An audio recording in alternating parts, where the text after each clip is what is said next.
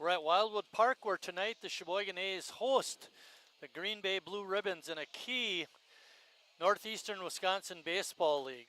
Hello everybody, alongside Maddie Albanese, our camera operator, and Lucas Schulze, my broadcast partner. I'm Mike Martin. We'll be bringing you tonight's game.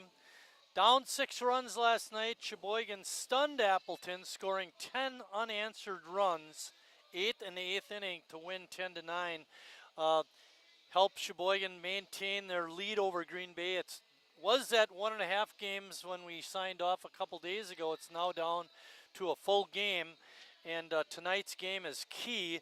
I might also mention that it's an important game for Green Bay in the Wisconsin State League. They're in both leagues. Not so much for Sheboygan, but very important for Sheboygan in the Northeastern Wisconsin League. Lucas, why don't you talk a little bit about the implications? You know, I say it's important, but explain it a little bit. Yeah, Sheboygan, even more so, that huge win last night, down 6 runs to even keep them at a game. Half game be even more dangerous. But they're in the middle of that 7 games in 6 days, and they've won the first 2, so that's a great start. But this is the main one. Out of all the games, this is the most important one. Green Bay is second place, 1 game back. It could be tied after tonight, and then they might not host that championship if they fall in second place.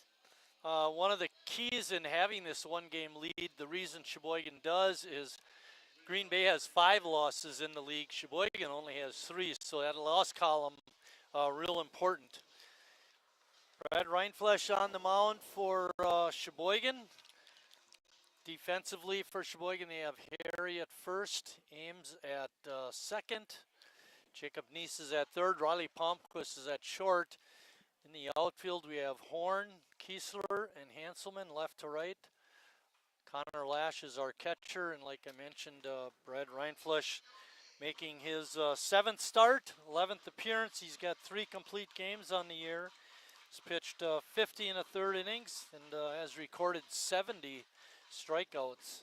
So good year for Brad. 2.68 ERA. Leading off for the Blue Ribbons is Peyton Conley. Conley hitting .342 for the Blue Ribbons. He attends Winona State. I'm sure that he and Cal Casper know each other.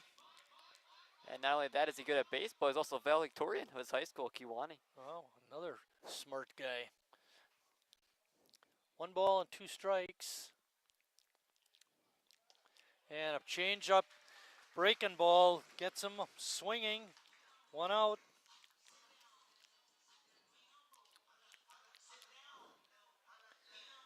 Dawson Schmidt, the Green Bay shortstop, is next. You weren't able to find out how many at-bats he has. It says here we got 500 batting average. It wasn't a lot. But not a lot. 10 St. Norbert's College. Yeah, good year there, though. He hit .350 and was second team all-conference. Game time temperature, 79 degrees. Skies have clouded up a little bit, quite humid. Liner right at Ames. He makes the catch.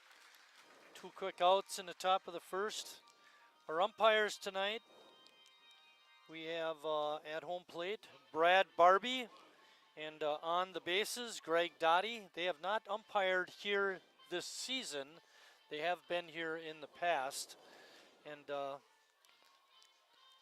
are a couple of good ones. Sheboygan comes in 25-19 overall, 10-3 in the Newble. Not so good in the state league at 8-15.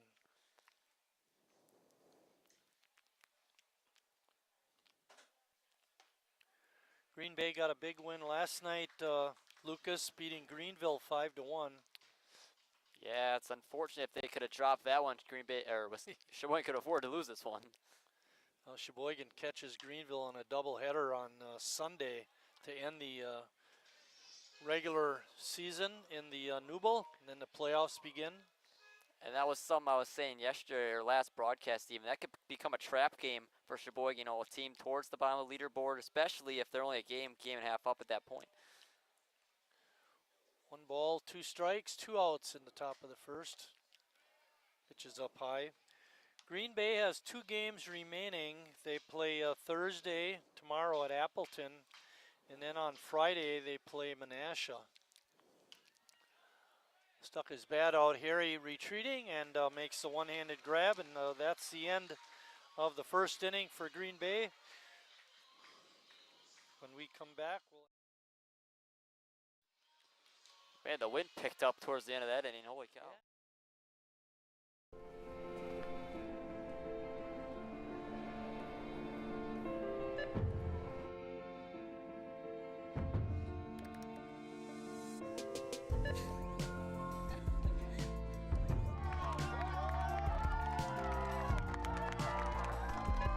Whenever you shop Meijer, you help support programs like Boys and Girls Clubs and Girls Who Code that show kids they can dream anything and do even more.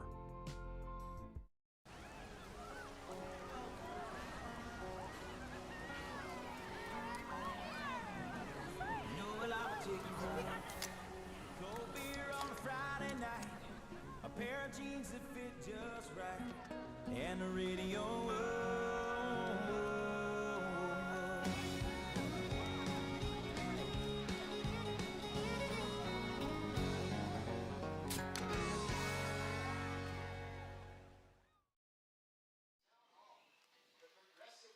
back here at Wildwood Park, A's getting ready to bat in their half of the first. Lucas, give us the A's batting order.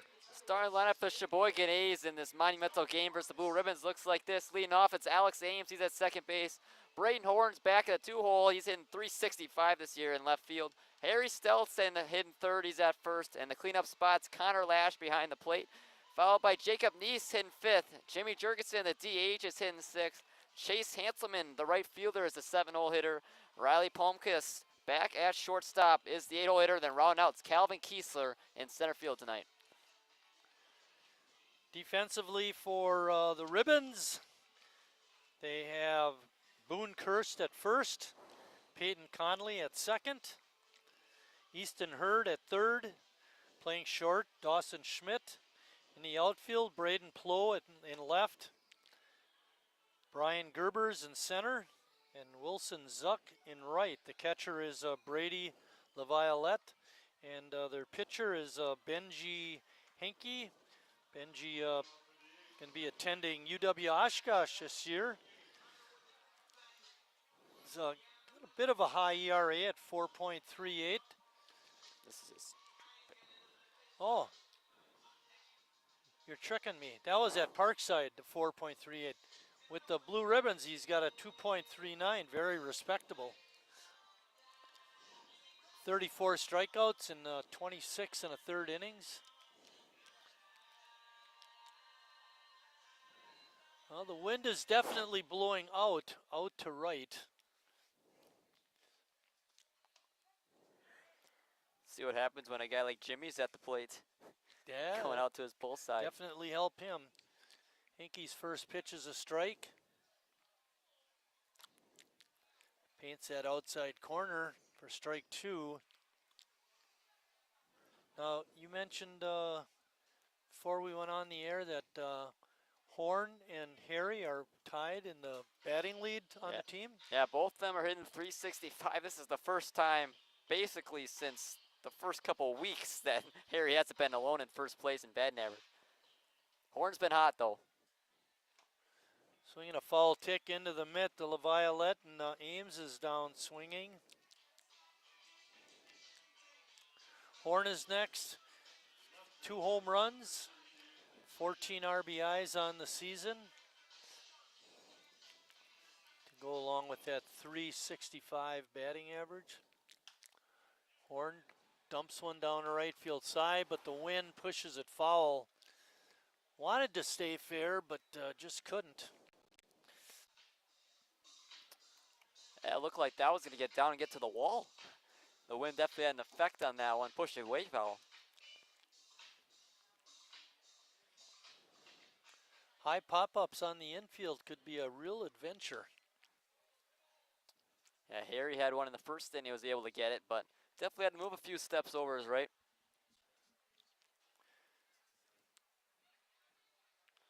Count is 1-1. Ball fouled straight back.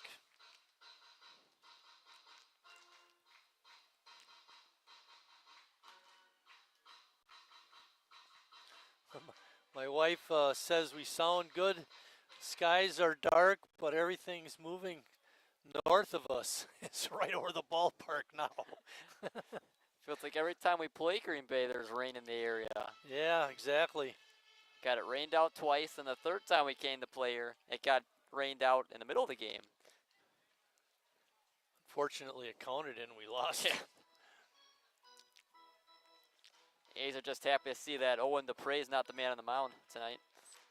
He pitched a couple of nights. I don't think it was at Greenville. I think it was a couple nights ago and won a game. Still has a very low ERA. 0.84. Yeah. Great fastball. And Horn not able to catch up with it. That brings up Harry.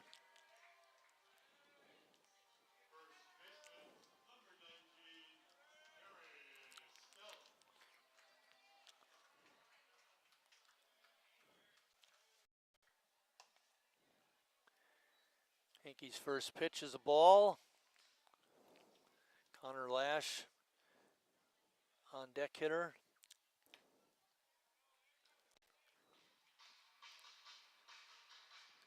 That pitch is a strike. 1-1. 2 outs. Nobody on in the A's. Hankey's done a bottom of great the job. first. Hankey's done a great job so far, painting the corners all around. It's been giving the A's a real tough time. 1 ball and 2 strikes. And Horn strikes out, or pardon me, the blue ribbon pitcher, Hankey, strikes out the side. He looked pretty tough.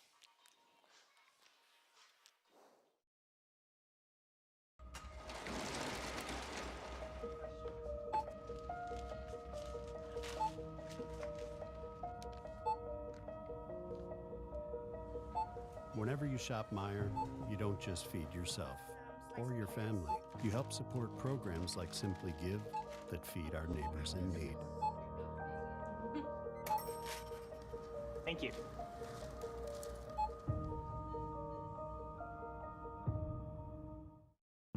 I grew up working in my family's supper clubs. This is where it started with us as far as the fish that we serve at Culver's today. We source the finest cod and batter each fillet by hand and always cook it to order. That beautiful golden brown color and flaky on the inside. The fish fry is a Midwest tradition. It's about families coming together. I love bringing this tradition to guests everywhere. Mom and Dad would be proud. Welcome to Delicious. Wingism number 1, the Flavor Saver.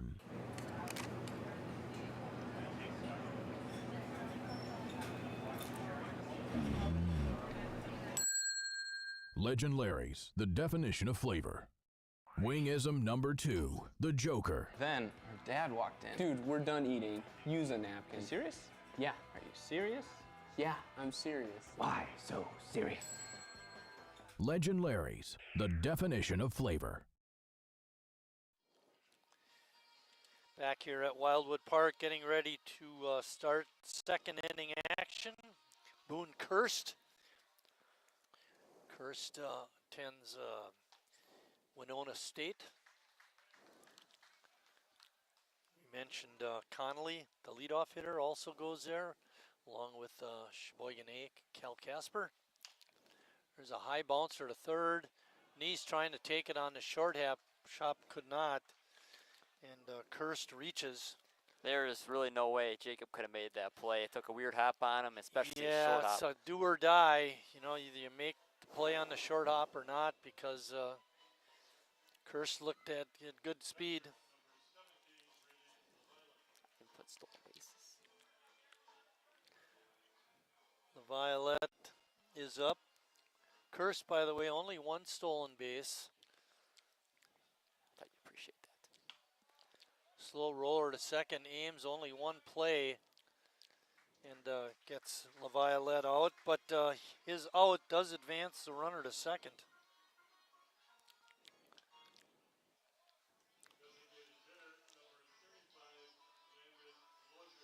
Landon Lozier, the DH, is up.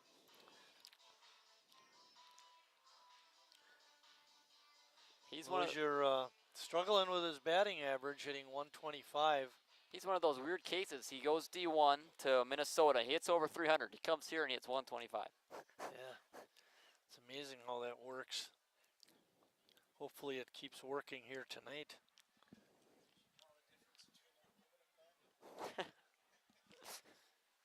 CJ makes a good point, the difference between an aluminum bat and a wood bat. That pitch gets by Connor.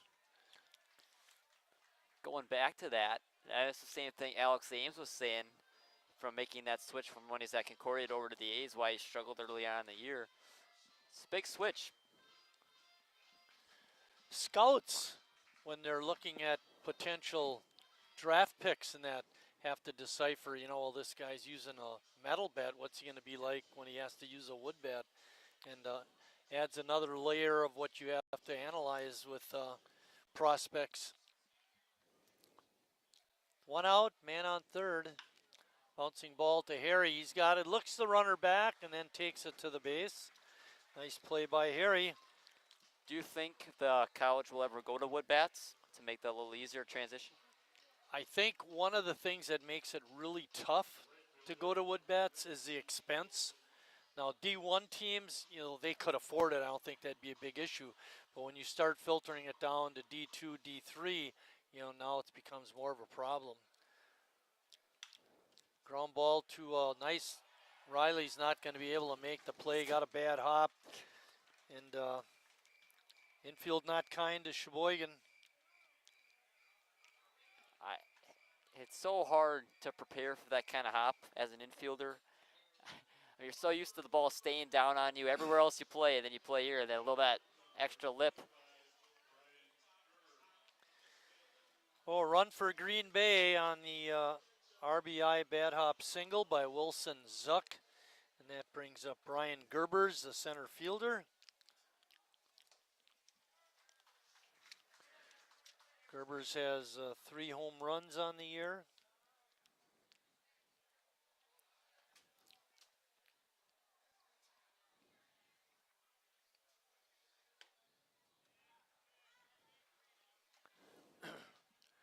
Waiting on deck is Easton Hurd.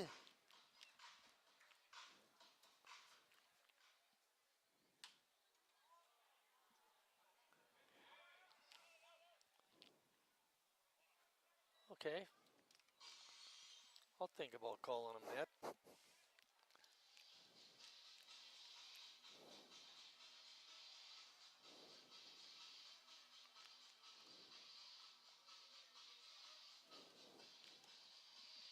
You're right again. It's rare. It's rare. Hate that when it happens.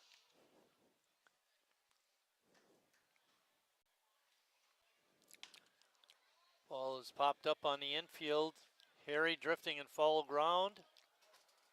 And right on the line, Ames is there to make the catch. We said that with this wind, pop-ups on the infield were going to be an adventure, and they were. But Green Bay comes up with a run, and as we go to the second, they're up 1-0.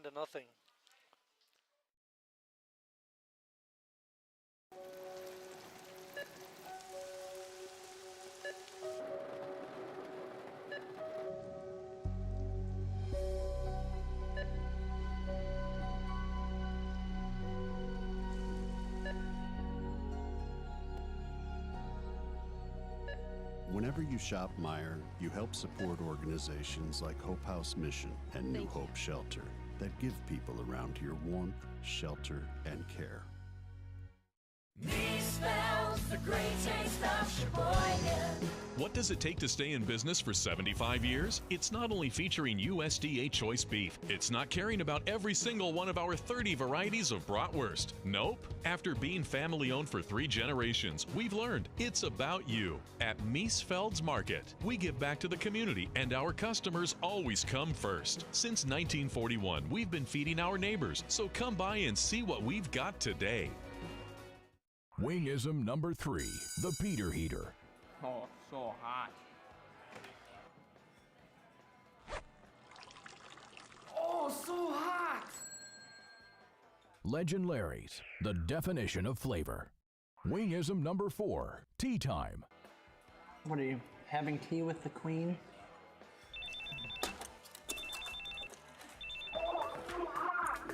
Hello. Nice. Legend Larry's, the definition of flavor.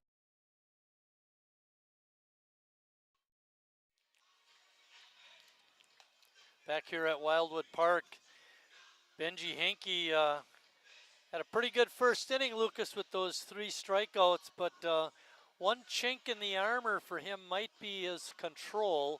He's got 21 walks in 26 innings, 27 in the 3rd innings now. Yeah, he looked really strong in that first inning. And he was paid in all the corners all around.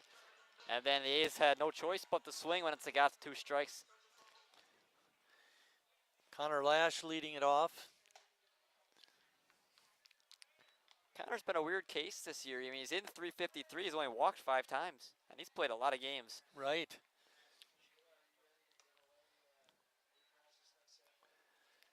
Should check and see what his on-base percentage is.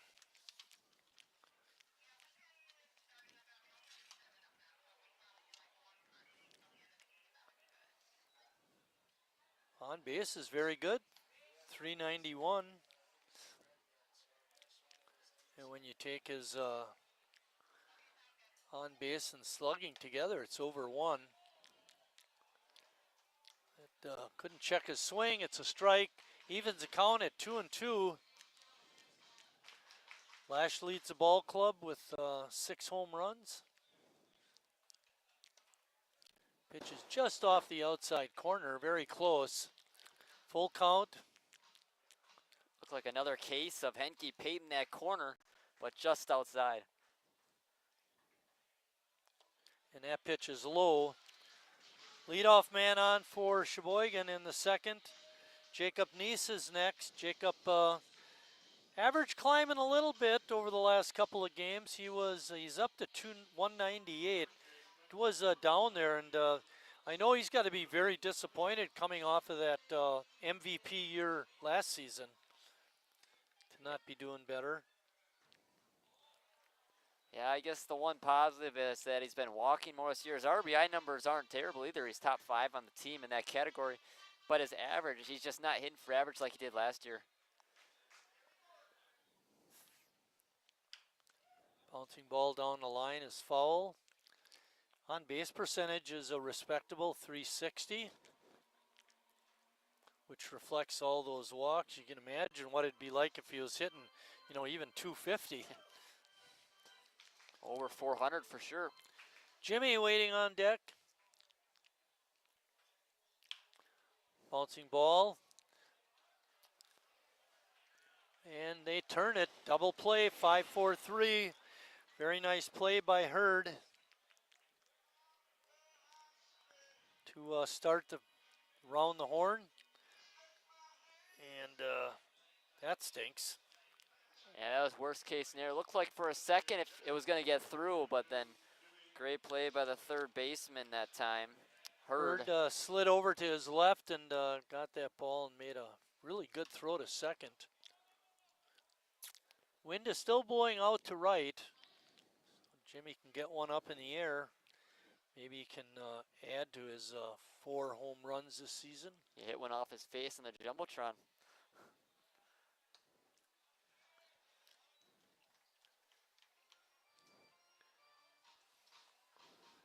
Second pitch is a strike. I think the count is 0-2.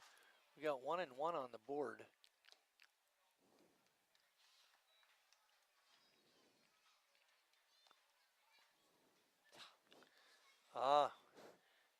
Forgot to tell them when I got their names, make sure you put your hands up alongside your head so we can see up here what you're signaling the count to be. They put it right in front of his face, so Yep, we didn't have a can't chance. see that. Got to hold it up by your shoulders. Next to your ears. Normally they do, too. That pitch is inside. Makes the count 3-2. Bill's perfect game goes early, 2nd inning. Jimmy with not a very good swing goes down on strikes. And after 2 complete, Green Bay on top, 1-0.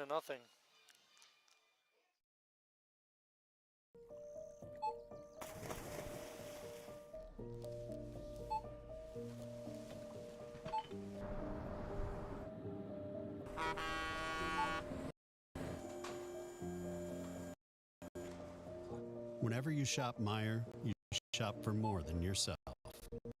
You help support sustainability in all our communities.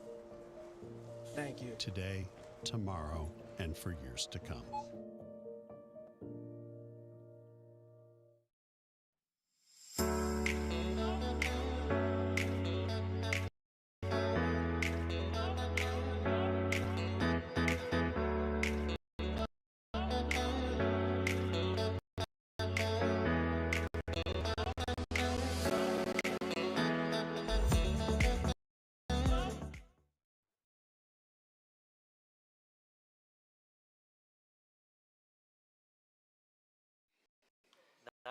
We're back here at Wildwood Park. I was just looking up the fielding percentage for Sheboygan. I know we looked this up a couple of games back, and I know it was in the .96 range, and currently it stands at .962, which probably a touch above what it was the last couple of seasons. So the defense has been pretty good all year. Hopefully that continues, but you can't control bad hops, right? The last couple of years is around that 9.4 range. So 9.6 definitely a great uptick. Eason Hurd is the 9th hitter in the Green Bay order. He plays third base. Eason is the kind of guy I could get along with. Cub fan. Ryan Sandberg's his favorite player. I mean, dream player. He's got some class. He even plays the clarinet. Seriously. Yeah. Wow. It's his hidden talent. What's your hidden talent? I don't know. I'd have to think about it. I'd have to think about it.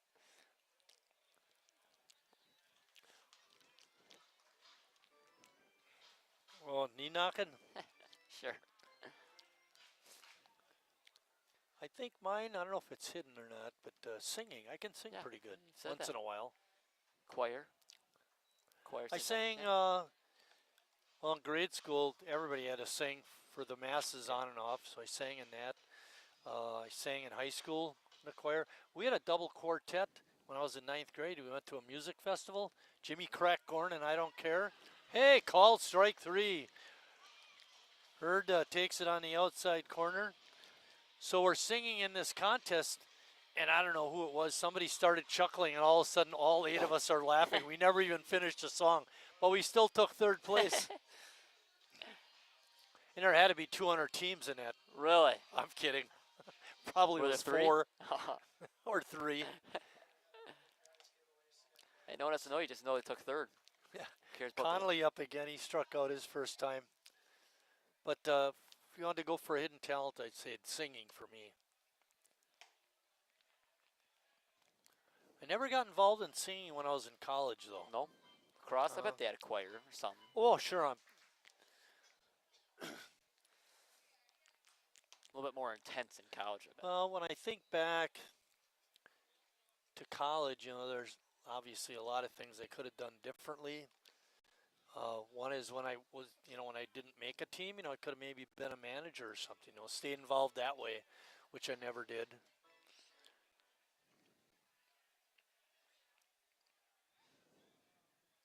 Three-one pitch, fouled off over the A's bullpen. You played baseball there, though, didn't you? My sophomore year, I made the baseball team, the varsity team, actually. And then I got cut my junior year, and I didn't try out my senior year. My freshman year, I felt like I got cheated. There was me and another guy. Ground ball to second. Nice play by Ames on the backhand. He throws over for out number 2. Me and this kid from Illinois had really good camp to make the team. And the coach, freshman coach, was new. It was his first year. And he didn't keep him or me. he picked 2 of his high school players from when he was the high school coach a year before, and they did not have as good, tryouts as me and this other fella. But yeah, So you know. stuff happens. Just got to go with the flow. I stuck with it, and like I said, made it the next year. So that was kind of cool.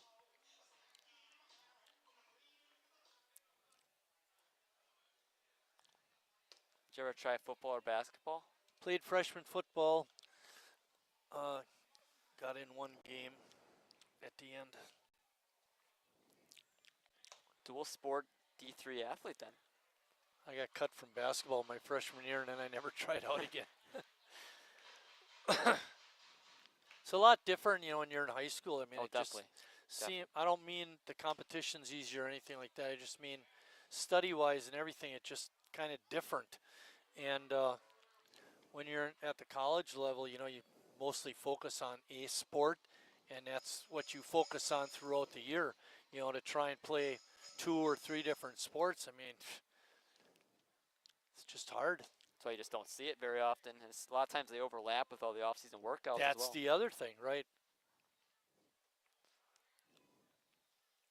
I think if you had a football player at Wisconsin, but he was a good basketball player too, how do you manage both? Because the football season doesn't get done until halfway through basketball almost. I mean, even a lot of times the most common one is football, baseball. Yes. Probably the easiest to do. It's not easy, but. Little hop in front of the plate. Lash has it. And just in time, got him by half a step. Great play. And it's a 1-2-3 inning for Brad. When we come back for the bottom half of the third, it'll be Hanselman, Palmquist, and Kiesler.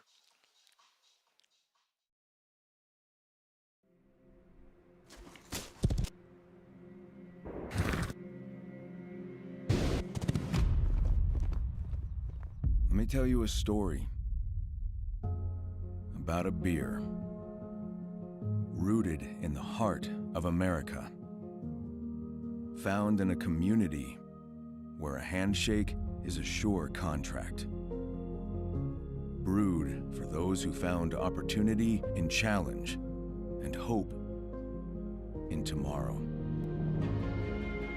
raised by generations, willing to sip, share, risk, remember. This is a story bigger than beer. This is the story of the American spirit.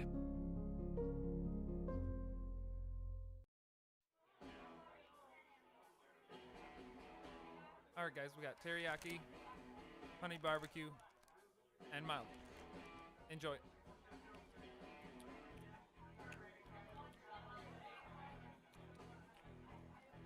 All right, DOA wings, hottest on the menu. You got a problem?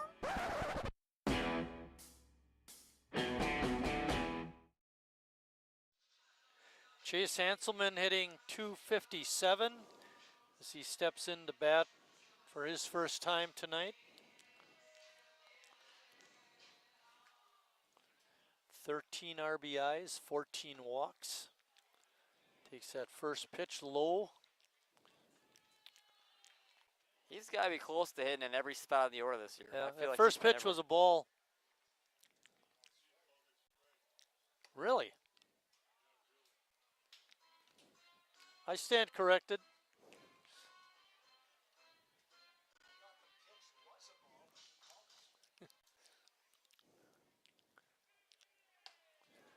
Swing and a miss. Good fastball. Hankey looks pretty quick, Lucas. Yeah, he's been all over the zone today. Not too many balls other than lashes at bat. And he still faced the minimum because of that double play.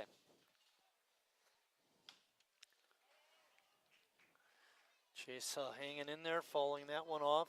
Count is 1 ball and 2 strikes. Compared to that first inning, the winds really died down. It's still going out to right, but it's still not nearly as strong as it was. A lot of those dark clouds have now moved off to the east. Rainbow. The rainbow? I don't see it. You don't see, Oh, I do see it now. there you Yep. go. Peeking through the clouds. Rainbow in right center field. Swing and a miss. That's strikeout number 5 by Benji Henke. All of them swinging. Yes. Riley is getting that average up 273 now. You know, we were seeing 220s about a week or so ago, had it up to 230s, and now a little bit higher. He'd been sitting around that 225 to about 235 almost the entire year until Right. about last week. Riley tried to check his swing, but did not. It peeled down to the first base umpire who called him swinging. It's a strike. That pitch evens the count at 1-1. We're in the bottom of the third inning. Green Bay leads it 1-0. Breaking pitch bends outside. Riley not able to touch it.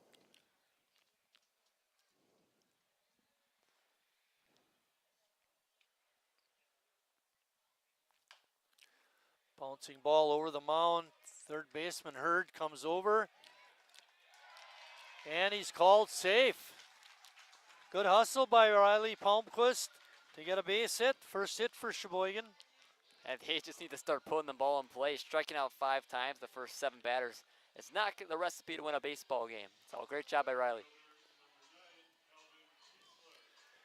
Calvin Kiesler is up next. And the thing that's weird about what Henke's doing is he's got 34 strikeouts in 2016. It doesn't really jump off the page. And 5 strikeouts in the first 1 1/3. Really impressive. Or 2 1/3. That pitch is a ball.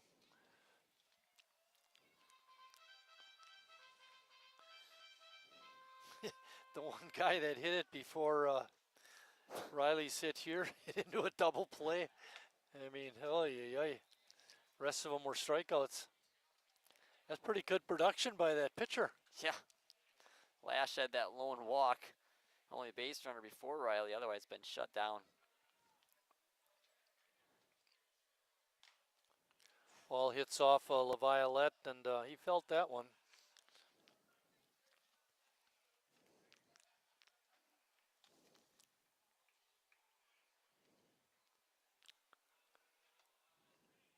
Palmquist with 3 stolen bases on the year. Not a real prolific base stealer. The best guy we had is gone, Gus Walker. Rice was starting to get hot too. Starting to hit the ball a lot better. Right. The only thing that held him down this year in terms of his stolen bases was his low batting average. Wasn't getting on base. And we remember a year when he had nearly 30 stolen bases. Yeah, he was pretty unstoppable. And no one on this team is in double digits. Count is 2-2. Palmquist still over at first base. That pitch is called. Strike 3. Great pitch by Henke. And that brings up Alex Ames. That'll be interesting to see if Tim has Palmquist try to steal. I feel like 2 outs, number 1 hitter up. I feel like you almost have to. Got to give the A's a chance, get that runner in scoring position. Riley not going on that first pitch. I feel like this would be the pitch if he was going to go. Hayden Price is the manager for the Blue Ribbons. Doing a good job this year as his team up in the standings in both leagues. Fastball makes the count, that strike makes the count, no balls and 2 strikes. Real nice crowd again tonight.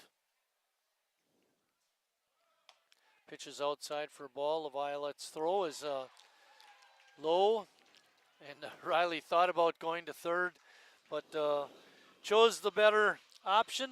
Stay at second. Now they got the runner in scoring position. Just need that base hit. Tie this ball game up. The only chance you're going to get. I was paying attention a little bit during warm-ups, Lucas, and Gerbers does have a good arm in center. So better to stay at second. Definitely. Hit to the outfield, should score a run, but Ames has his work cut out. 1 and 2. That pitch evens the count. 2 and 2, 2 outs, man on second.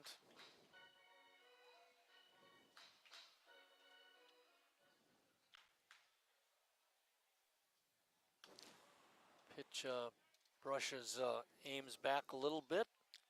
Ames is accustomed to getting hit this year. He's getting hit by 8 pitches.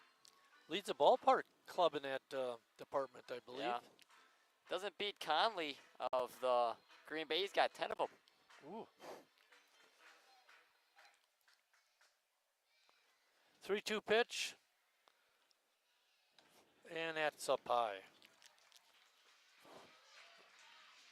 See if Braden Horn can deliver a 2-out base hit. He struck out his first time.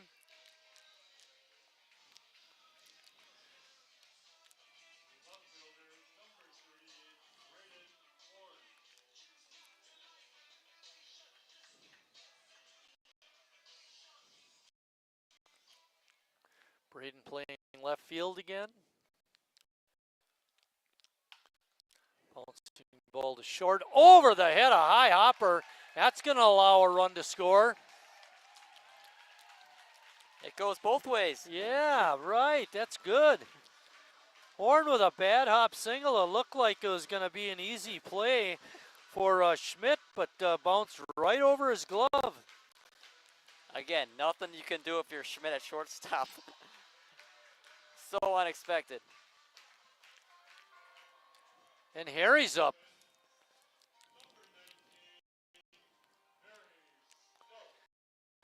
Hit to the outfield should score Ames, who has excellent speed.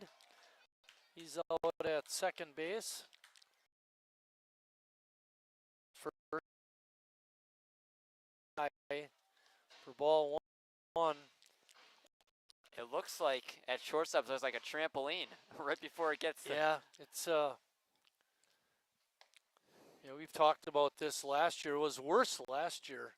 It just seems like it's been bad the last couple of games, but it's something they got to get fixed. Yeah, we know. We heard that last year they were going to fix it. It's not fixed. This this time around they're going to rip everything out. Hopefully it will work. Here he takes that pitch for a ball. It evens a count at 2 and 2. Again, there's 2 outs, but now we have two runners on.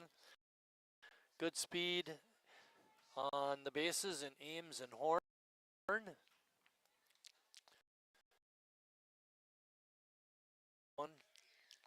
And he does. That's going to drop into center field for a hit, and it should score a run. Center fielder Gerber makes the right play, throws it to third, but Harry comes through with an RBI single, and he now has 30 RBIs on the year, leading the ball club in that department. A great job with 2 strikes, shoring it up and just hit it into center field. All you need to do is just hit that ball in play, give your offense a chance. Exactly what he did there. Manager Price coming out to talk to Bergen, to Hinkie. Violet also out there. Still got good speed at second with Horn. A hit to the outfield should score him too.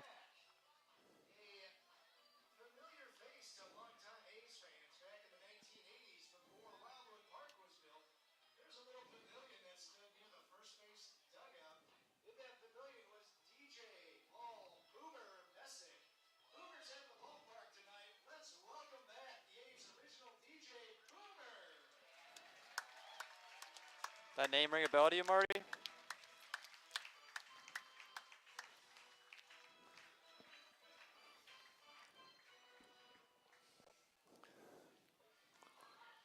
Original DJ. Yeah. Nice to see him again. Connor Lash up. Connor walked his first time up.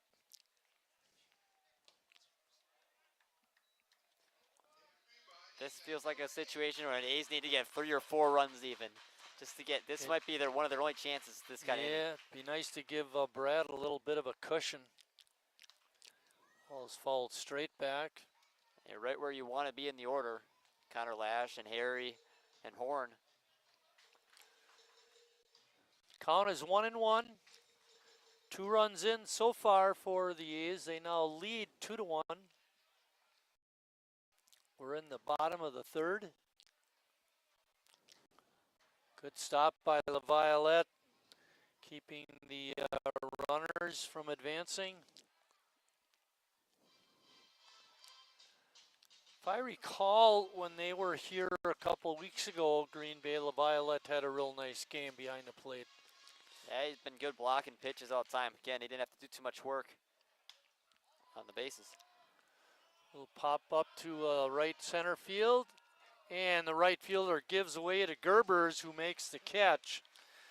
Good communication out there, but not before the A's come up with 2 runs.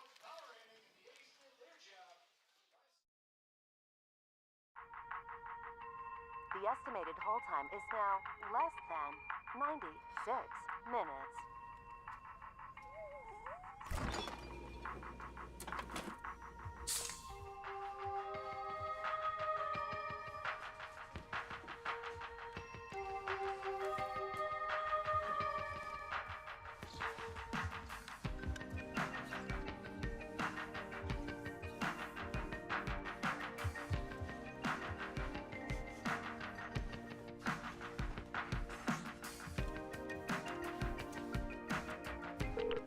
We thank you for your patience.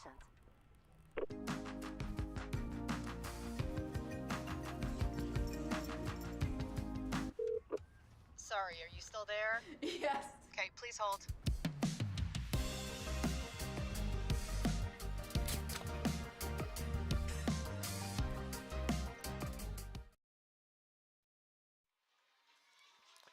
Back here at Wildwood Park, we were just commenting on the human wheelbarrow race that was won by the guys over the girls, Maddie. But both teams finished. Usually one team collapses on the way to the finish line. Yeah, very entertaining race. See all the things you're missing by not being in a park, fans? Goodness. Last regular season home game. Yeah. Beautiful night. Well, we started off the season with 30 Hall of Fame questions. We've used 23 of them. We're not going to get the rest of them in, but we do have one more playoff game for sure. So we'll get 1 or 2 questions in on that game. But Trivia innings. If nothing else, you'll have to come back next year. We'll finish them yeah. out. Leading off the 4th inning is Braden Plow, the left fielder.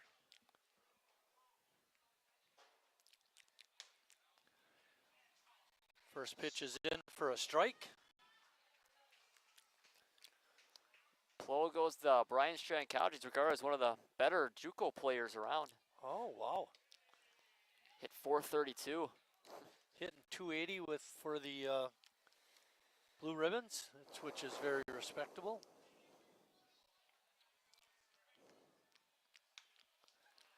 I remember somebody asked me, you know, what's better? Maybe even I asked it of Denny. What's better, like the low A that Appleton plays, you know, Timber Rattlers, or a league like ours where you have experienced players more? And it's maybe the minor league is a little better, but it's not that much different. Ball stays down that time. Palmquist throws across for the out. It's a lot closer. I mean, also those guys in low A are just getting to their wood bats. Again, that what we were talking about earlier. And, you know, a lot younger guys, when you got guys who are 30 plus years old sometimes playing in state league, get probably a little bit more skill and a lot more potential for sure. Oh, definitely potential. And I would think in terms of the velocity of the pitchers might be a little greater there across the board. Yeah. You're not going to run into a guy like Mike Martin. Oh, a complete game shutout? I had one of those 7-inning job up in Kiwanee. Yeah, complete game's complete game. CG. Pitch hits the outside corner for a strike. It's no balls and 2 strikes. Brad has been very good so far. A couple of bad hops cost him a run in the second. But Sheboygan evened the score on that account with their bad hop single, and then Harry delivered a legitimate base hit to center field. Another high hopper. Palmquist just in time. We should start giving errors to Wildwood Park. Just put EWP. A new category. EWP. Yeah, EWP. Brady LaViolette is up next. Brady grounded to Ames over at second his first trip.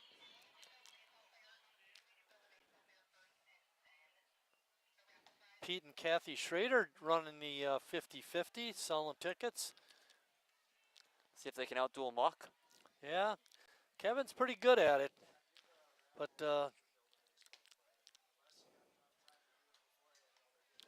don't cut the Schraders short.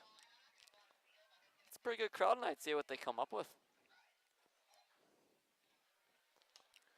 Breaking pitch is in there for a strike. 1 ball and 2 strikes. LaViolette didn't like it. Lucas loved it. Yeah. Maddie, she didn't care. There it is, inside corner, called strike 3. Beautiful pitch by Brad, and another 1-2-3 inning.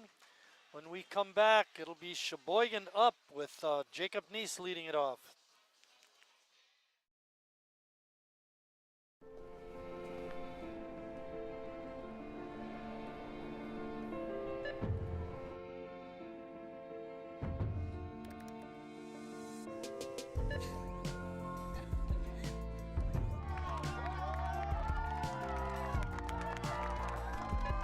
Whenever you shop Meijer, you help support programs like Boys and Girls Clubs and Girls Who Code that show kids they can dream anything and do even more.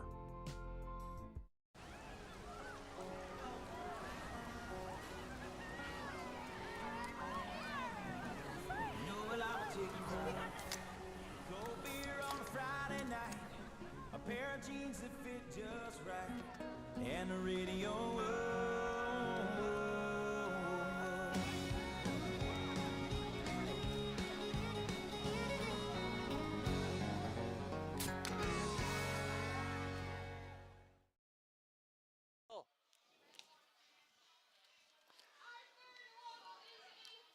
Willie Matson's dad, Will, visiting in the press box, just passing through.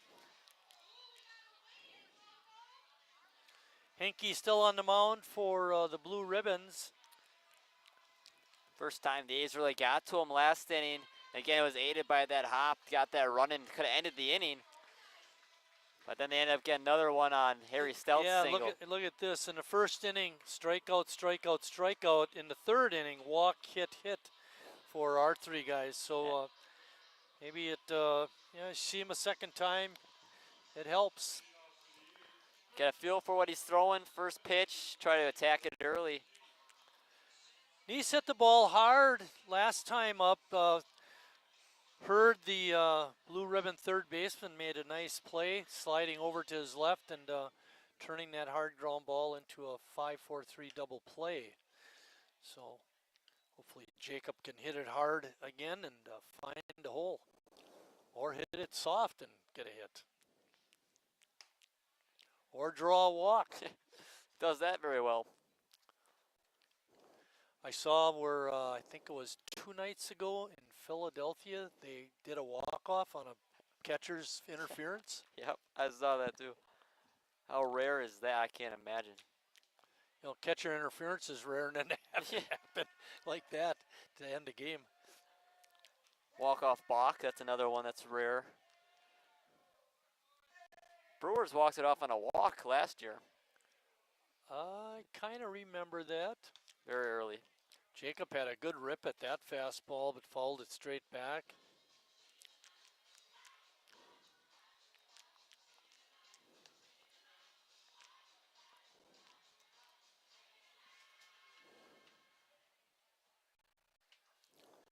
2-2 pitch. Jacob leading it off in the fourth. It's a slow roller down the third base side, but it goes foul.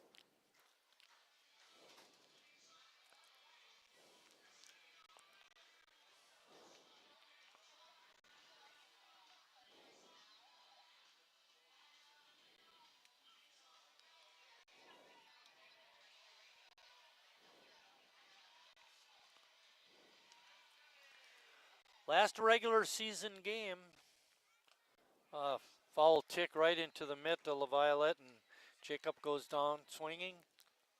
LaViolette has had a really good feel for his pitches today. Been all over the zone all night. A lot of groups here tonight, Lucas. We don't know exactly who they are, but that's part of the reason the park is as full as it is. They had your church group here last week. Yeah, last week. Bethlehem. A little bit of a bad hop, but navigating that was Conley, and he throws out Jimmy. Yeah, they're in the pavilion. They weren't in the party deck or anything like that. But if they have their get-together in the pavilion, then they get rights to come into the park. Yeah. Group tickets. There you go. Chase Hanselman up next. Couple of Bethlehem people here. Ben and Winston are here. Oh, nice.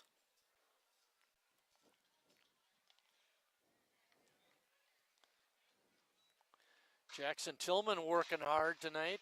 A lot of balls back by the fence. Sister Olivia and her friend, I think it was Elaine?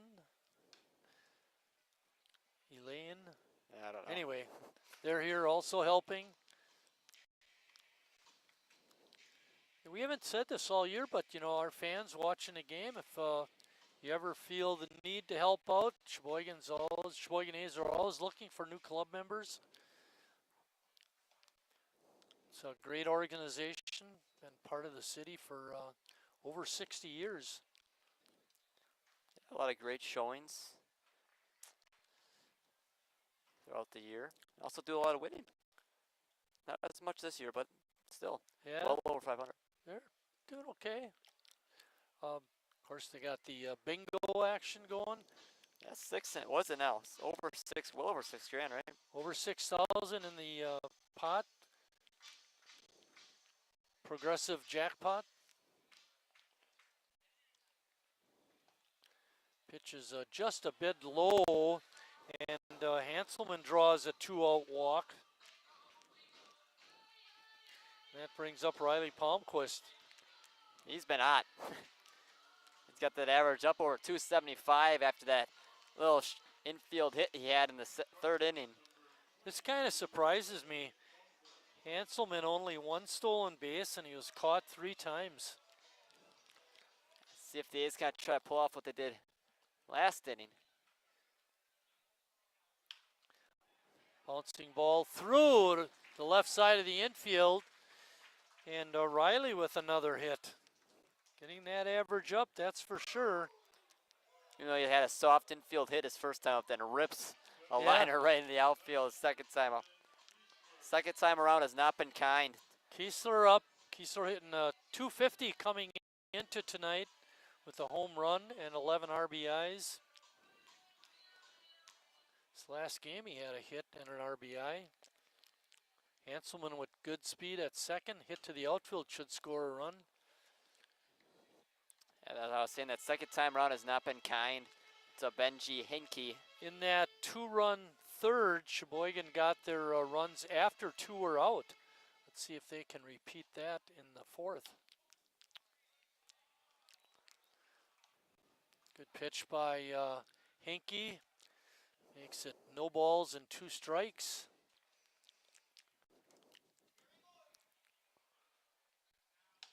Kiesler couldn't catch up with that fastball, and he goes down on strikes.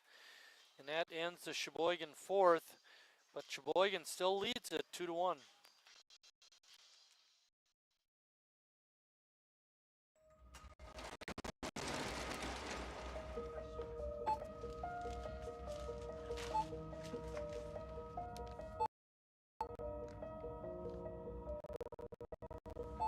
Whenever you shop Meijer, you don't just feed yourself or your family. You help support programs like Simply Give that feed our neighbors in need.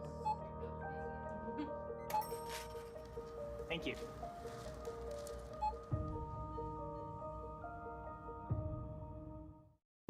I grew up working in my family's supper clubs. This is where it started with us as far as the fish that we serve at Culver's today. We source the finest cod and batter each fillet by hand and always cook it to order. That beautiful golden brown color and flaky on the inside. The fish fry is a Midwest tradition. It's about families coming together. I love bringing this tradition to guests everywhere. Mom and Dad would be proud. Welcome to Delicious. Wingism number 1, the Flavor Saver.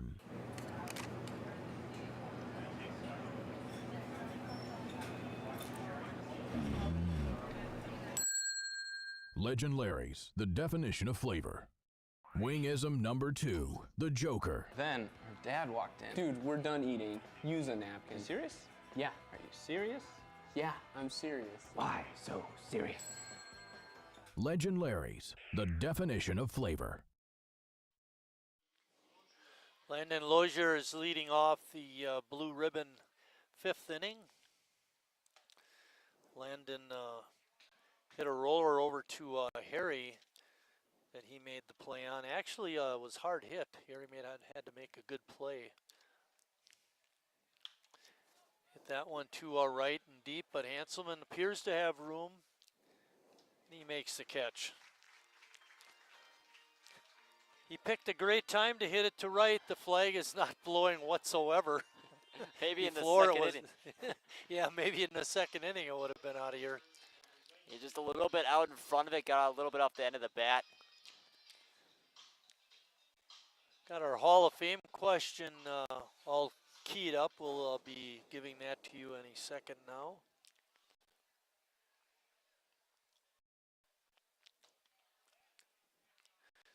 All right, here's the question. This Hall of Fame infielder is a frequent visitor to the press box on Hall of Fame weekend and went to Holy Name Grade School.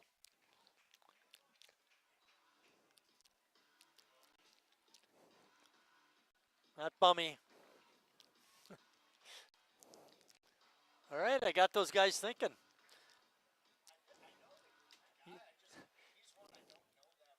Yeah. Good looking guy.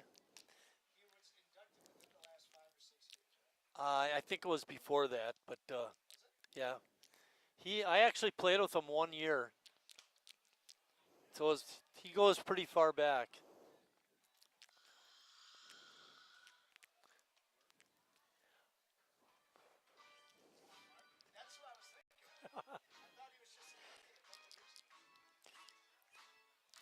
One ball and 2 strikes on Zuck.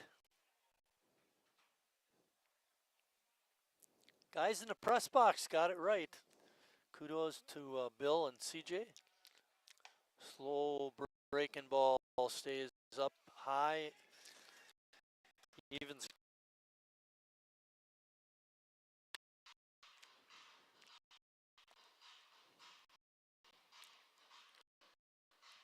Maddie, did you want to sit down? Okay.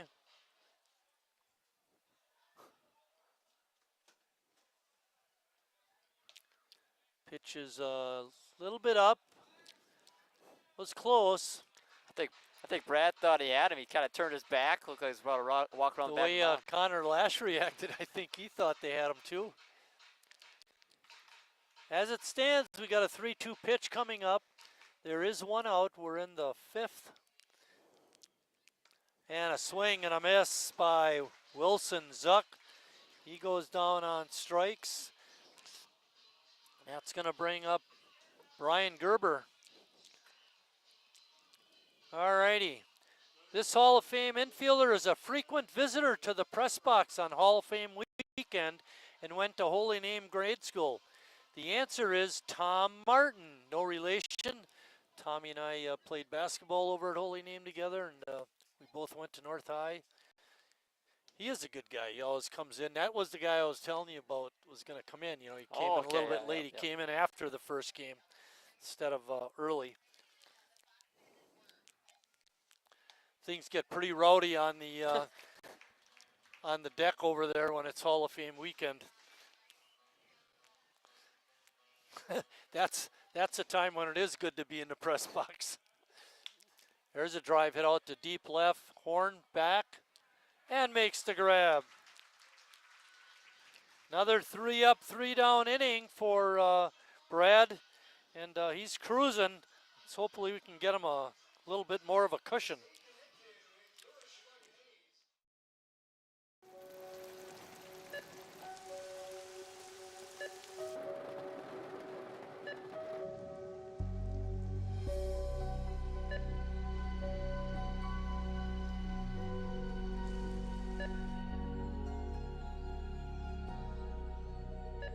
Whenever you shop Meijer, you help support organizations like Hope House Mission and New Hope Shelter that give people around here warmth, shelter, and care. Me spells the great taste of Sheboygan. What does it take to stay in business for 75 years? It's not only featuring USDA choice beef, it's not caring about every single one of our 30 varieties of bratwurst. Nope. After being family owned for 3 generations, we've learned it's about you. At Miesfeld's Market, we give back to the community and our customers always come first. Since 1941, we've been feeding our neighbors, so come by and see what we've got today. Wingism number 3, the Peter Heater. Oh, so hot. Oh, so hot! Legend Larry's, the definition of flavor. Wingism number 4, tea time. What are you, having tea with the queen?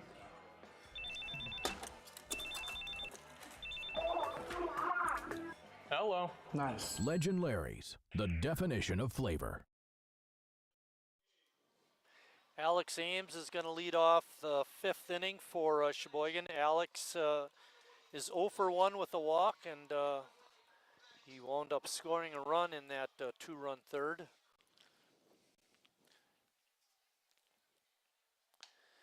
We had mentioned earlier on this game counts as a Newble game and a Wisconsin State League game.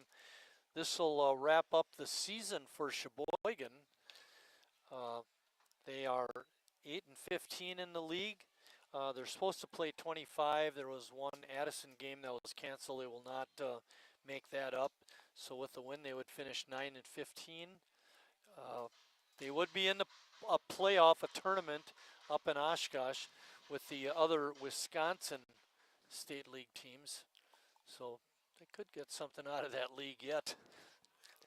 Yeah, we were mentioning in the opening about the importance for this game for Green Bay in both leagues. Yes. They needed to stay alive in the New Bowl, but they're also first place in Wisconsin State League. After tonight's game, Green Bay has 2 games left. I mentioned Appleton and Menasha. Sheboygan has 3 dates left. We've got a game at Kewaskum tomorrow, Appleton on Friday, and then we're at Greenville on Sunday for a doubleheader. And don't cut those guys short. They've been a thorn in the side of Sheboygan this year. Fastball right down the middle for strike 3. Hinkie with a great pitch. It's going to bring up Braden Horn. They've actually fallen to 3rd place, so this game isn't as meaningful for them in the State League at least. Lombard's kind of run away with it, up to 15-4 in first. Yeah, a team that had a slow start and is right up there now is West Dallas.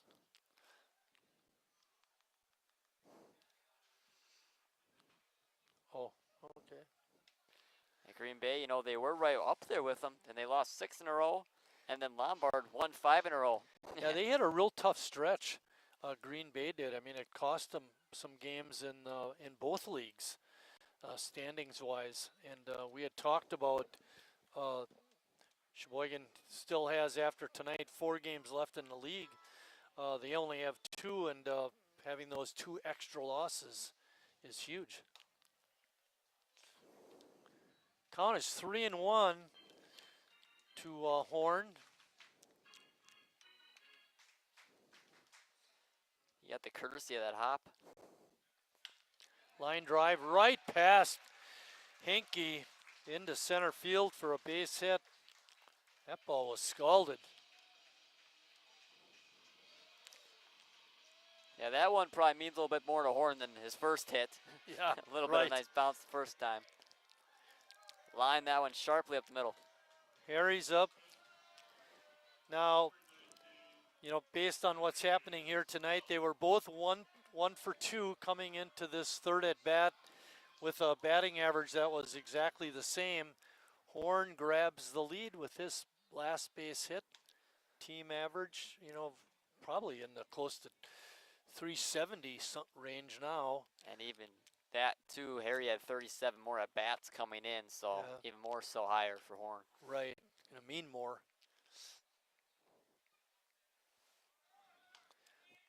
Violet had a pretty quick release, but the throw is on the wrong side of the base. Give Braden a stolen base. Yeah, we talked about pop time the last broadcast. He had a quick one, and it looked like he had a chance of getting a Horn if that throw was on the bag. That was Braden's 8th stolen base. Pitch on the outside corner is a strike. It's 1 ball and 2 strikes. Harry looking for RBI 31. Line drive, base hit right up the middle. One hopper coming around third, and they're holding him. And a good job by Moyer to keep Horn at third. I think he would have been thrown out at the plate if they let him go. Yeah, he got a late jump on that base hit. He kind of didn't start leaving second until the ball was already in the outfield. There's no chance of Still scoring. had to worry about it being caught or not. Yeah. Brings up Connor Lash. We had talked about this last game about stealing a run. Yep. And I said a couple of years ago they did it several times, lightning out in center field with Harry stealing and then just stopping between first and second. Be interesting to see if they do that tonight. And that talking about the defense out there, I don't think he's looking at changing his pitcher. He's more interested in seeing that they know what they're doing defensively. Yeah, it'd be interesting to see if they try to pull that. I feel like Green Bay would see it coming and they'd kind of just give Harry second. I feel like that's probably the right decision. Because if they throw down to Harry, more than likely Horn's going to score. Right. And that's all Sheboygan wants is the run. But Harry would try to steal also to stay out of that double play if they don't throw down. So it's kind of pick your poison for Green Bay.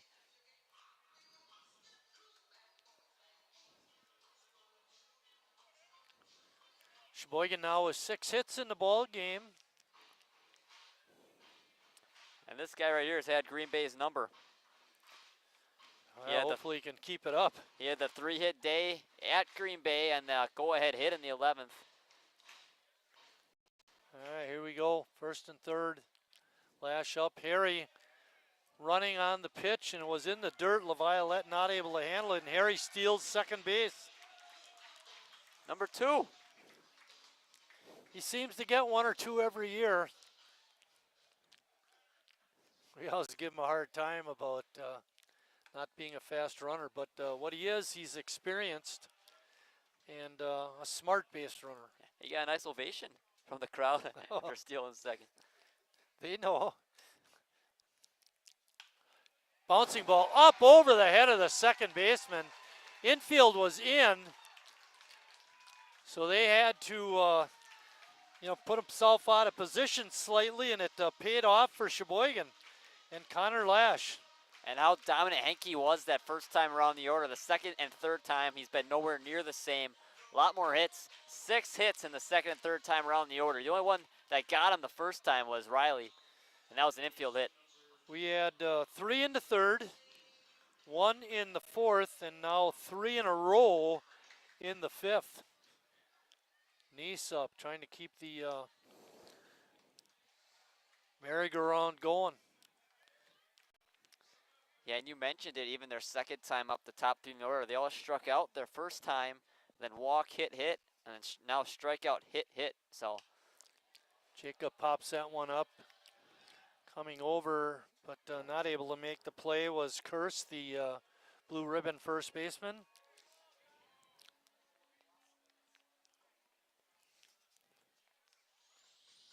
Lucas coming out with a lot of baseballs sitting there.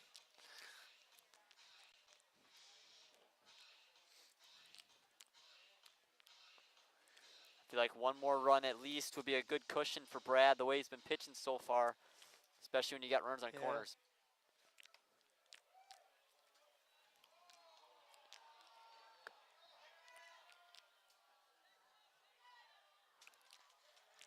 It didn't work out. Lash gets thrown out, stealing.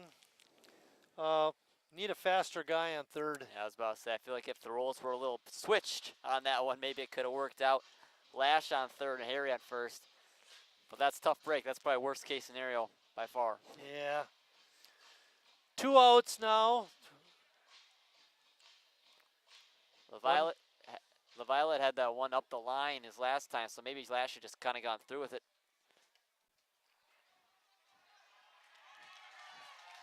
And Sheboygan's going to score a run off a wild pitch. And Lucas, we got a friendly bounce off the wall that time. We've seen so many balls hit the cement and bounce right back to the catcher. This time it went off to the side, and Harry able to trot home with the second run of the inning. If that would happen, Harry would have been out by a mile. Yeah. He didn't go right away. No. He waited to see where it was going. It rolled far enough away where that hesitation, he still was able to get there with ease. Jacob stepping out, letting the umpire get all set. Now we're ready to go. It's a 2-2 count, 2 outs, nobody on base. Sheboygan on top, 4-1.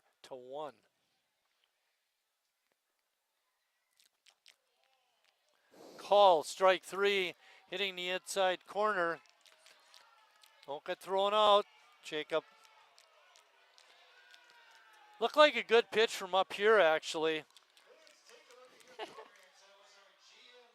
But Sheboygan comes up with 2 runs, and we're up 4-1.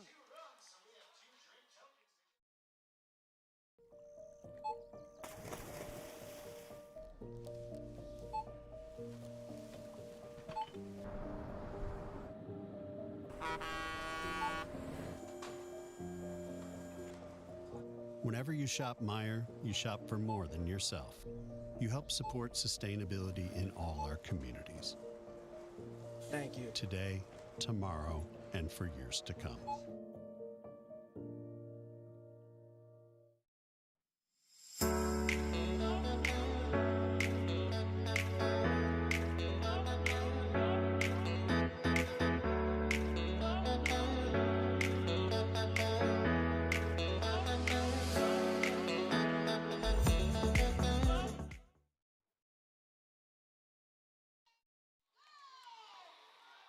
Leading off the 6th inning for Green Bay will be Eason Hurd, third baseman. We got the inflatables race going on right now.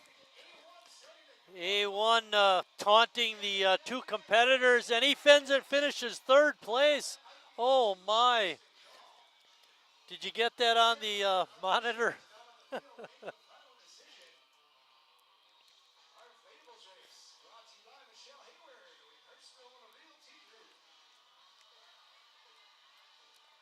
One of the more exciting races of the season.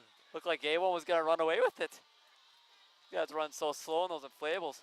Well, his job was on the line. If he wins, he's gone. He wouldn't be working the rest of the game. Did we mention that Eason Hurd is a Cub fan and likes Ryan Sandberg? I even put a sad face when I wrote Chicago Cubs. Oh, that's too bad. Ryan Sandberg's okay. He's a cool guy. I don't like the Cubs, though. I heard that I'm not going to say anything because I don't know. But anyway, Rhino, if you go back, look on the internet, his acceptance speech, awesome. Sandberg?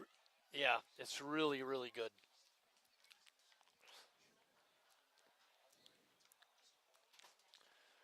Hurd at the plate with a 1-1 count. Eason came into the game with a low batting average, trying to get that up. Horn has a long way to go, and he gets there and makes the catch.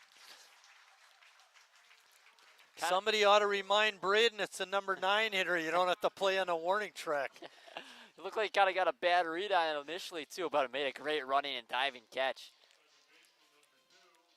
Get that leadoff man's always super important.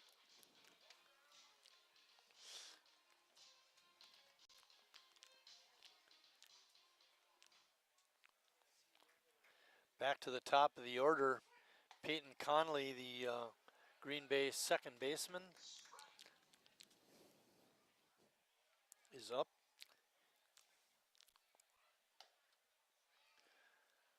Conley 0 for 2.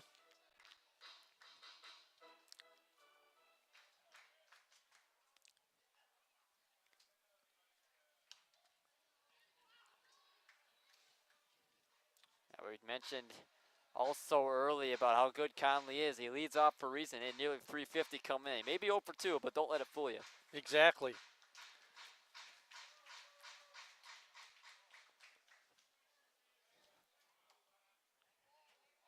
Sean taunting us. That wasn't Sean. It's Dave's brother, David. Oh, I didn't know that. That was your brother? No, David Vanek. Oh, okay. Look like Sean down there. It does. Now that you mentioned it, it does. Pop up drifting out of play.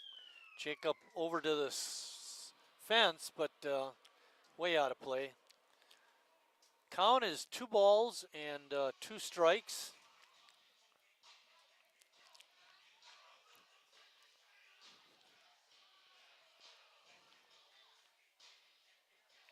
A big pitch here for Ryan Fletch. He hasn't struck out the normal batters that he at a normal occasion. See if he can get him here, though. He's got 4 in the ball game. Check swing, tapper. Brad not in time.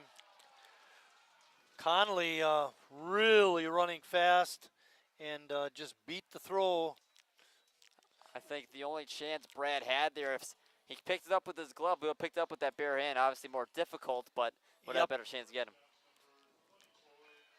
Give Conley a lot of credit. He was hustling right out of the box. Dawson Schmidt, the second batter in the blue ribbon lineup, is up, and Tim Moyer coming out. He's talking to the umpires about something. So man Conley on first base. He's tied for the lead in this lineup, and stolen base, he's got 4 I think what he wanted to do was have a free visit to Brad to make sure that he was okay, that he didn't hurt himself on that play. And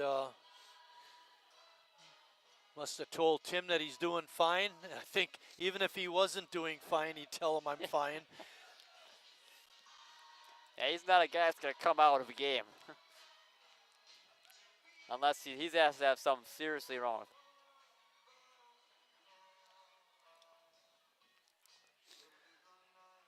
All righty.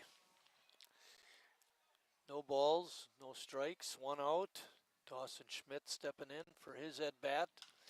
Swinging at that first pitch and fouls it down the right field side and out of play.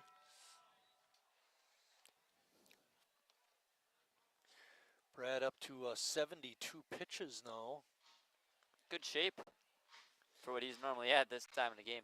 Yes.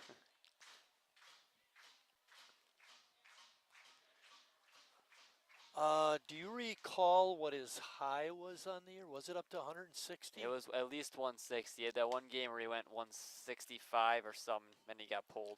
I remember him having a game where he was up in the 130s. I mean, we've seen him with 200 before, just a couple years ago. 1-1 pitch coming up.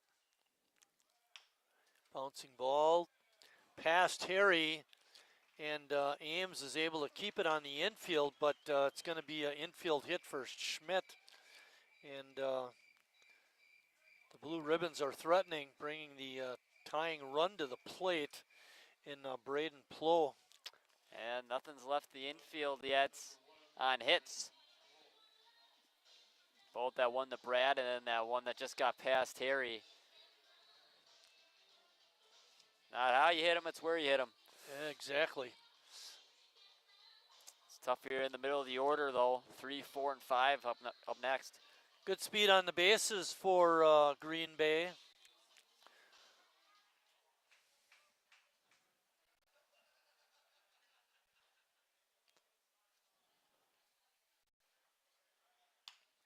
Ball up the middle.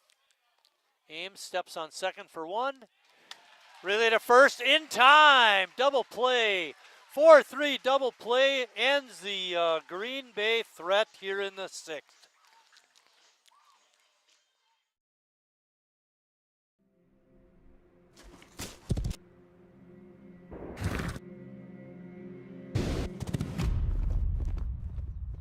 Let me tell you a story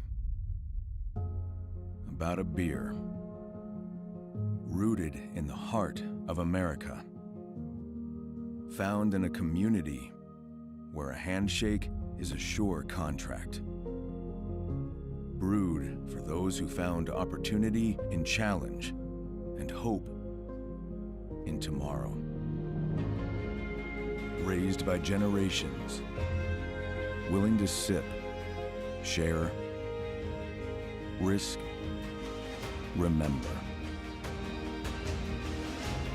This is a story bigger than beer. This is the story of the American spirit.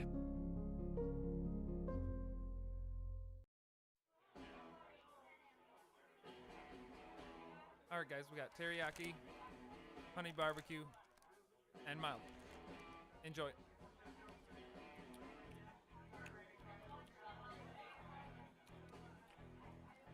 All right, DOA wings, hottest on the menu. You got a problem?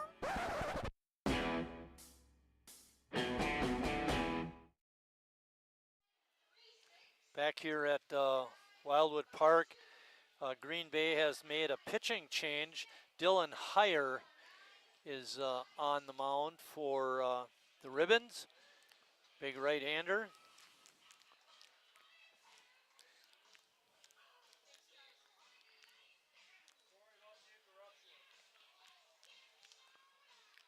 Three, 4, 5, 6, 7, 8, 10 strikeouts for Henke. The thing is, 6 of those came the first time around the order.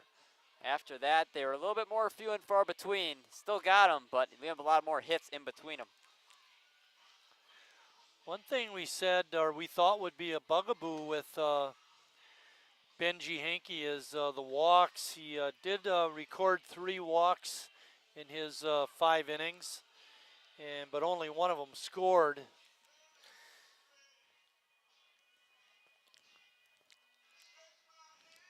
And leading off the first batter that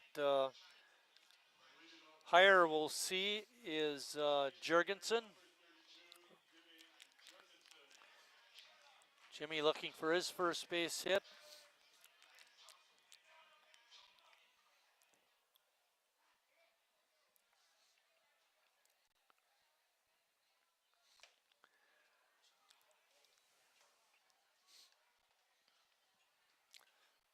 Double play was sweet. Ames making a good play in that threat.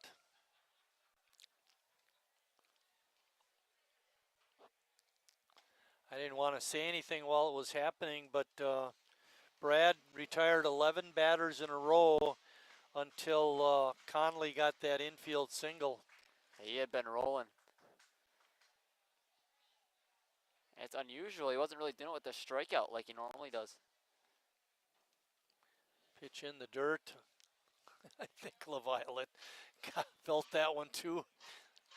He's been good back there blocking everything. He had that one wild pitch that got past him, but there's not much he could have done. Right, exactly. Jimmy with a 1-2 count.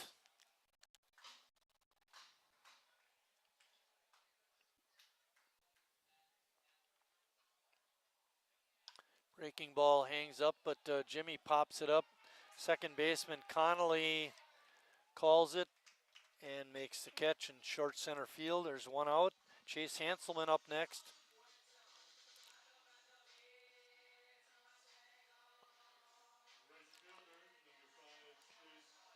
He is one of those 3 walks that Henke gave up. He's also one of the 10 strikeouts. Right. Chase out in right field again. He's kind of found a home out there. Line drive up the middle. Second baseman Connolly makes the play, but can't get the throw over to first in time. Hanselman with a hit. I almost thought Schmidt had a better chance at throwing him out. It would have been off his back foot. He would have been charging and used his momentum forward to the base. Probably would have been a stronger throw. Riley Palmquist is up next. Riley is 2 for 2. Get that out of here. 29 for 107. See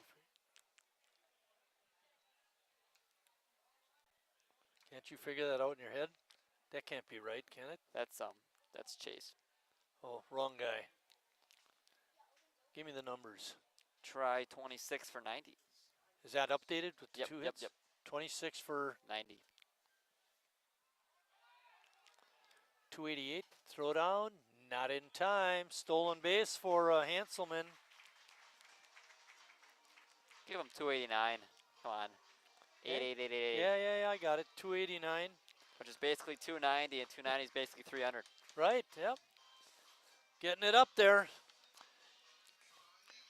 Well, Hanselman with real good speed is at second. Riley 2 for 2 for the run scored. Hopefully he can make it 3 for 3 with an RBI. He's had a lot of those recently. Pitch is inside for a ball. Makes it 3-0. Waiting on deck is Calvin Kiesler.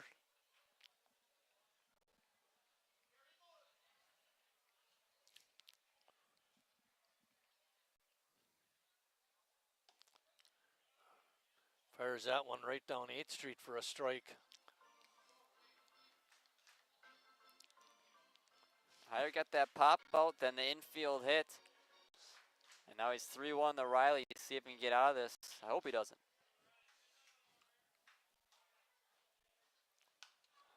Ball is popped up, foul. Hurd has a play, and he can't make the catch.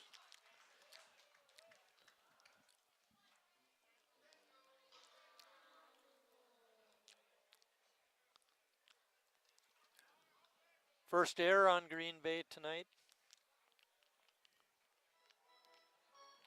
That's been a really clean game. Every time these two teams play, it's really good baseball, good pitching duel, and every run just feels so important. I'm glad you brought that up, Lucas, because we had talked a little bit during the break, and you had said that, and I think it really rings true when these teams play each other.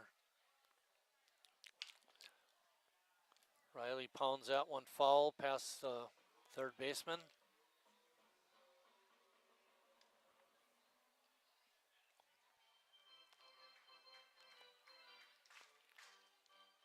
Sheboygan on top 4-1. Brad Reinflesch has been very solid on the mound for Sheboygan in the ball game.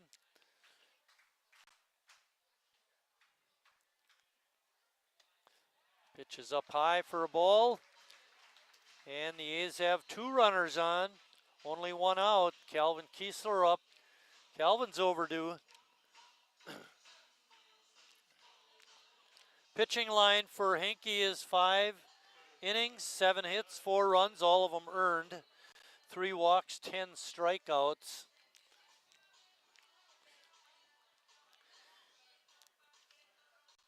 Dylan Heyer is in the ball game now.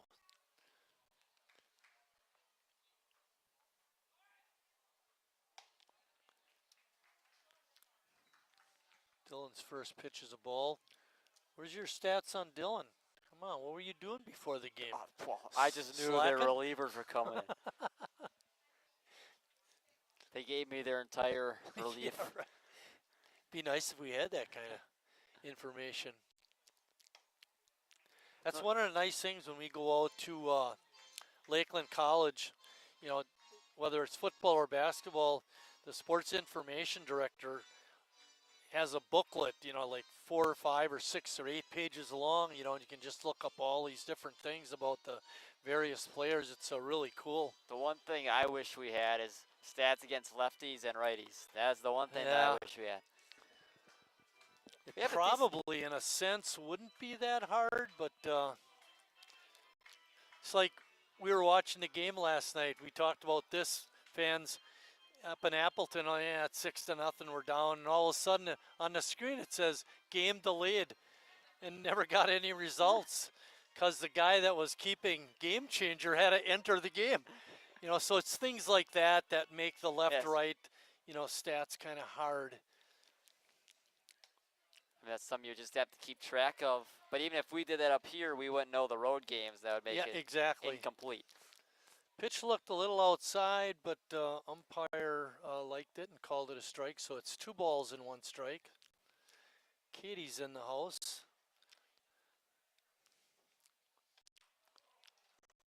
Little change of pace is in there. Swung on and missed.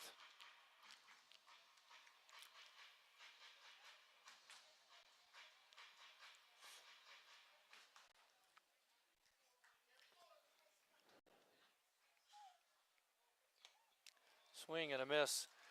Good pitch by Heyer. Kept it away from Kiesler, and there wasn't too much he could do with it. One's striking out. And that brings us back to the top of the order, and Alex Ames. There's a big chance for the A's to put this Green Bay team away. You know, if they get 1 or even 2 more runs, feels like a big hill to climb for the Blue Ribbons.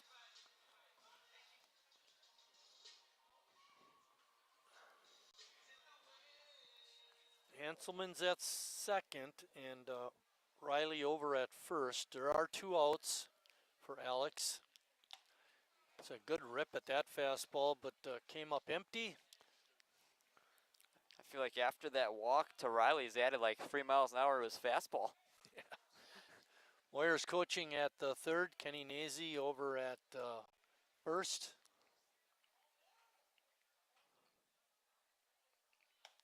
Tim back in the game tonight. Missed him last game. He was not available. Yeah, well, he was available, kind of. He was suspended for a game for getting thrown out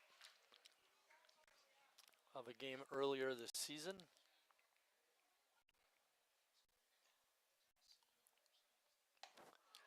I can remember umpiring in this one league, and they had one player, not to mention teams or individuals, but he was kind of a nasty guy. You know, he gave all the umpires, it seems like, a hard time, and they actually had a meeting during the season about not letting him play anymore. Really? Yeah, I think the word got out, and he started to behave himself a little better. Well, there's a big breaking pitch that's in there for a strike. Did you have any problems with him? Sure, I threw him out. Oh, did you really? Count is 2-2 with 2 outs. 2 runners on.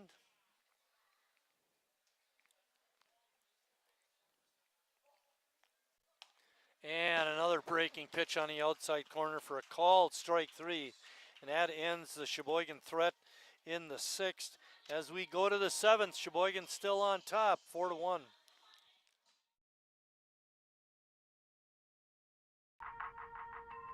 The estimated hold time is now less than 96 minutes.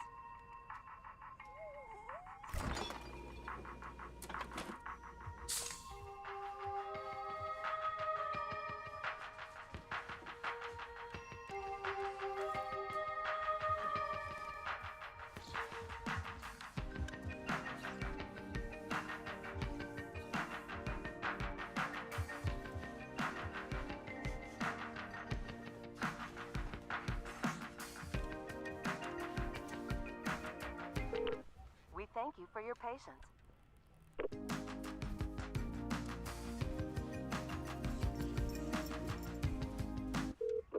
Sorry, are you still there? Yes. Okay, please hold.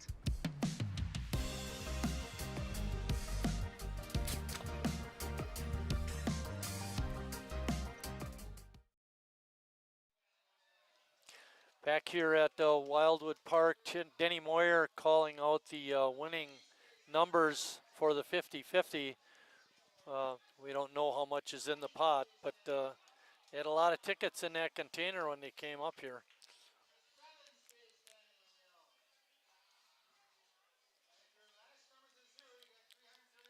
Wow. $338. Holy cow. Didn't think it was that good of a crowd.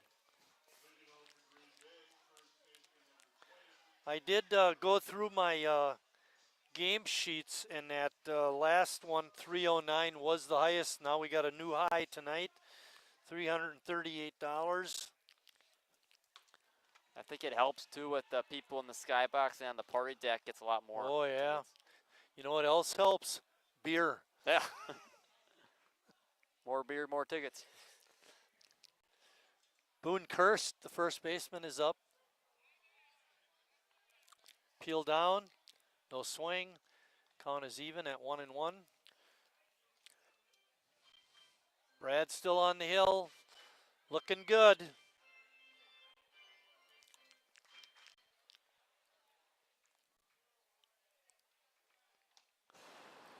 Not a good swing by Kirst. Swing and a miss. Sheboygan has left 6 runners on base. Through 6 innings, it doesn't seem too bad, but we are missing out on some opportunities for sure. Bouncing ball up the middle. Ames slips, makes the play, but can't get the throw over in time. Another infield hits. They are not hitting the ball very hard, but they certainly have some good fortune going in those bats. Yeah, Brad's missing barrels. He's missed them all day. And you mentioned he had retired the 11 in a row at that one point, and the 2 hits that broke it up were both infield hits. So yeah. He's been really good. Green Bay with 5 hits on the night, 3 of those coming in the last 2 innings, 2 in the 6th, and now this leadoff one in the 7th. But I think another thing that's good, you mentioned the 6 runners left on, but they've gotten RBIs with runners on base and 2 outs. Like, we've been missing that recently, especially against good teams.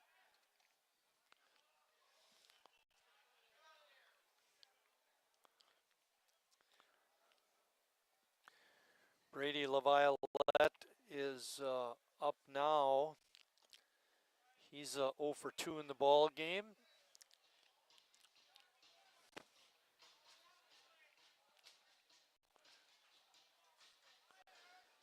So looking at my phone, it's still 76 degrees out. It's a very nice night. Hard ground ball. Palmquist to second out. Relay to first. In time. Harry had to step off the base to make the catch, but he was able to make the tag. So it goes 6-4-3 on the double play. Pitcher's best friend, Lucas. Definitely. Anytime you can get 2 outs for the 1 pitch, it's probably a good job for a pitcher. And also, 3rd double play between the 2 teams today. You don't see that very often. Not at this level, no. And probably the most important thing of the whole play, the ball stayed down. Yes, I was waiting for it. That last hop that Riley let it take, I was waiting for it to bounce right over his head. You know, the other thing, that's got to be deflating for Green Bay. Here you get your leadoff man on, next batter double play, and start all over again. Hey, like you're saying, you got the leadoff runner on double play, and now your guy's 0-2 with 2 outs. Yeah. And how much it saves on Brad's pitch count going later yeah, into this and game. we got one of our 3 studs on the hill. Yes.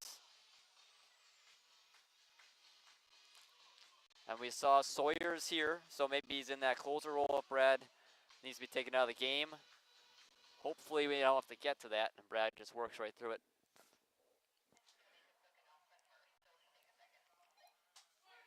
Swing and a miss on a breaking pitch, and Sheboygan is out of the 7th inning. They'll go to the bottom of the 7th with a 3-run lead.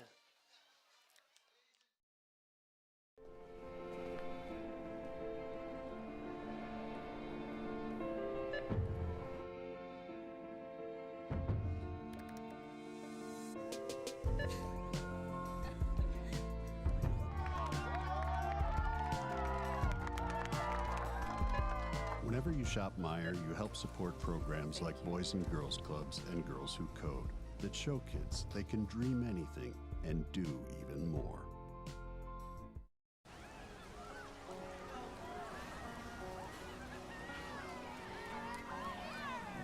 You know well I will take you home. Cold beer on a Friday night, a pair of jeans that fit just right, and the radio.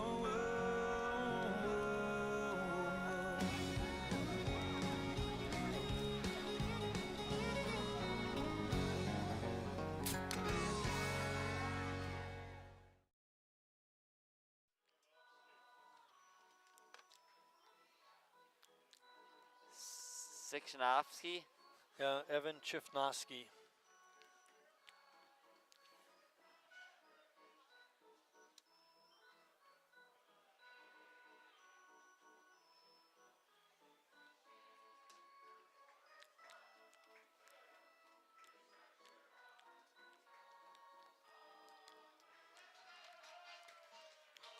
Pitcher number 3 for Green Bay. Evan Chifnosky. Evan Chifnosky is now pitching for Green Bay. Interesting that make the change the way he did. Hayden Price. Yeah, just with the 1 inning and gave a hit and a walk. But other than that, he had 2 strikeouts and a pop-up. So Yeah. Dylan Heyer, 1 inning, 1 hit, no runs like Lucas said, a walk and 2 Ks. Pretty good outing for him. I don't know why they make the change, but maybe he wants to get more guys in. Tim's really good at that, Tim Moyer. or they just have the people and personnel to do that. When we did the national anthem, I counted they had 20 players here tonight. Maybe 19 because I may have counted the manager. So maybe they're trying to run it more like an MLB-style game, give each bullpen pitcher an inning. Yep. Keep them in practice, right? Chifnosky, not like Henke and Heyer. He's smaller, of smaller stature, let's put it that way. And he also throws with the other hand. That's the best part.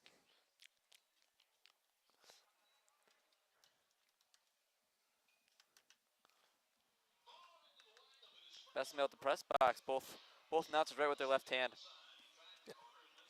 I was reading an article today about Mizorowski, and I don't know if he's the leader in Major League Baseball now, but he's right there, like 1 or 2. When he releases the ball, you know, it's 60 feet, 6 inches. When he releases it, it's like only 50. It's 7 feet of extension. Yeah, right. So his 100-mile-per-hour fastball plays up to maybe 101, 102. Yeah, it's makes a big difference. I think Tyler Glass now the Dodgers is number 1, but he's not. Anyway, 6'7". we don't have to worry about that with Evan. No. First 2 guys threw pretty hard, though. Yeah. Glass now doesn't throw as hard either compared to what Mizorowski does. There's a line drive right at Kirst, who makes the catch. Tough break for Hayden. Scalded that ball. Harry and Braden have gone stride for stride. Strikeout, single, single. See if Harry lines out the first. Harry is 2 for 3 in the ball game with an RBI. Drove in Sheboygan's second run. That happened in the 3rd inning. Gave us the lead.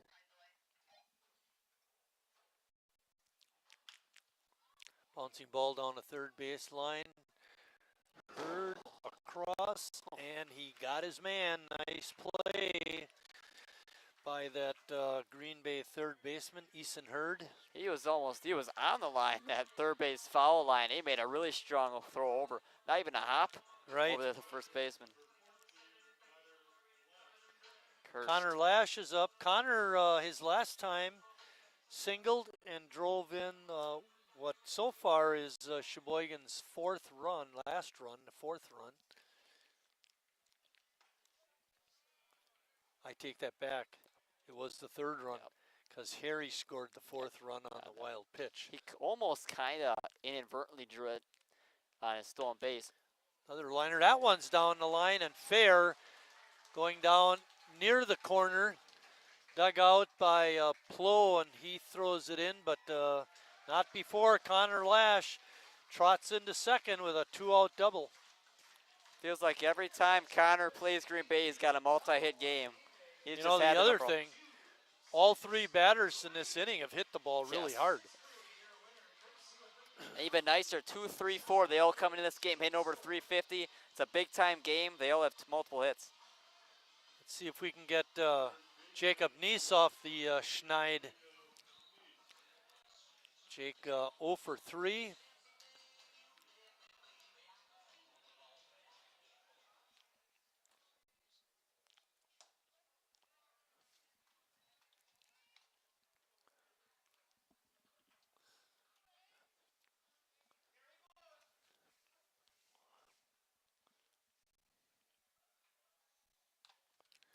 Ball is fouled off the mask of Brady LaViolette, and he's taken a bit of a beating tonight, but certainly hanging in there.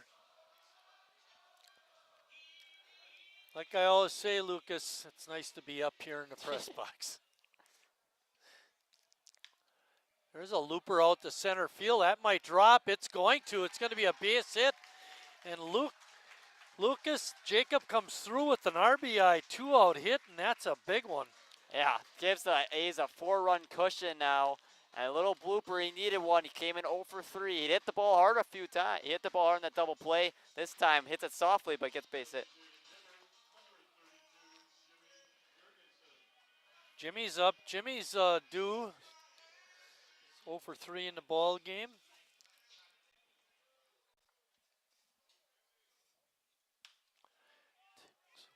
Swings at that first pitch, and Conley able to make the easy play over to first, and that ends the Sheboygan 7th, but not before they tack on another run. So we go to the 8th. It's Sheboygan 5, Green Bay 1.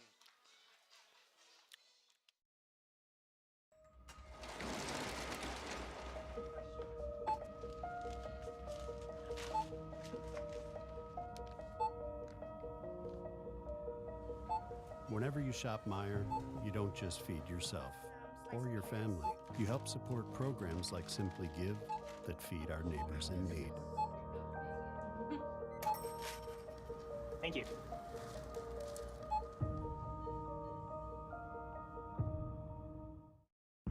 I grew up working in my family's supper clubs. This is where it started with us as far as the fish that we serve at Culver's today. We source the finest cod and batter each fillet by hand and always cook it to order.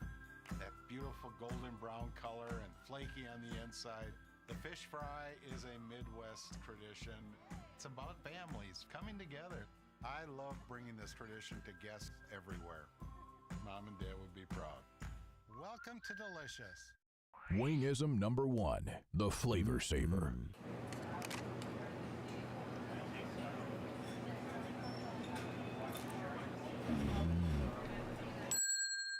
Legend Larry's, the definition of flavor. Wingism number 2, the Joker. Then her dad walked in. Dude, we're done eating. Use a napkin. You serious? Yeah. Are you serious? Yeah, I'm serious. Why so serious? Legend.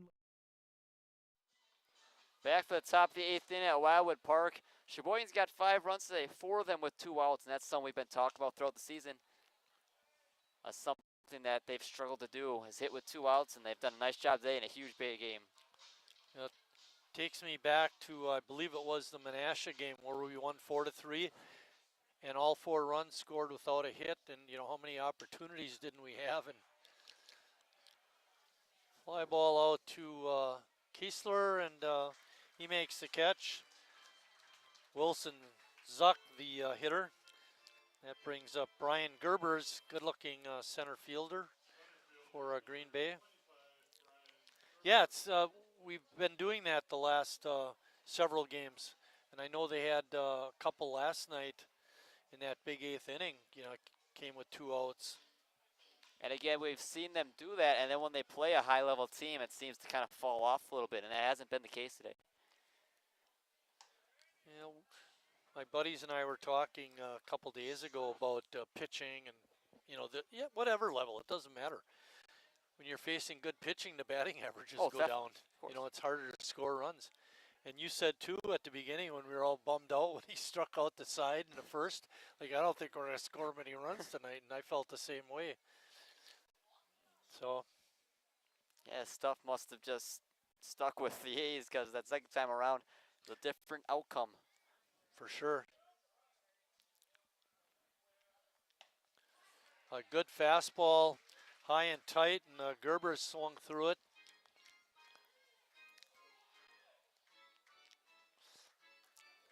Maybe the best part about Brian Gerber's, besides his outfield play, is his uniform number, number 25. And a swing and a miss. Another strikeout for Brad. I believe that's his 6th of the game. Thank you, thank you. I would have done it like this, but Easton Hurd is up. Hurd made that fine play at third base the last half inning. Bouncing ball out to Ames. There's a high hop. And hustles it over for out number 3 in a 1-2-3 inning in the 8th. And Sheboygan, heading to the bottom of the 8th, still has that 4-run lead.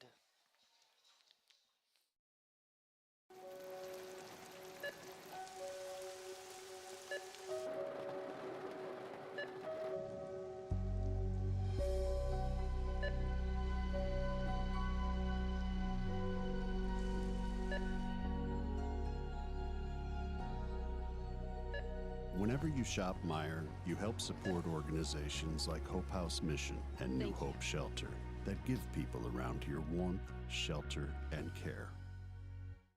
Me spells the great taste of Sheboygan. What does it take to stay in business for 75 years? It's not only featuring USDA choice beef, it's not caring about every single one of our 30 varieties of bratwurst. Nope. After being family owned for 3 generations, we've learned it's about you. At Miesfeld's Market, we give back to the community and our customers always come first. Since 1941, we've been feeding our neighbors, so come by and see what we've got today. Wingism number 3, the Peter Heater. Oh, so hot. Oh, so hot! Legend Larry's, the definition of flavor. Wingism number 4, tea time. What are you, having tea with the queen?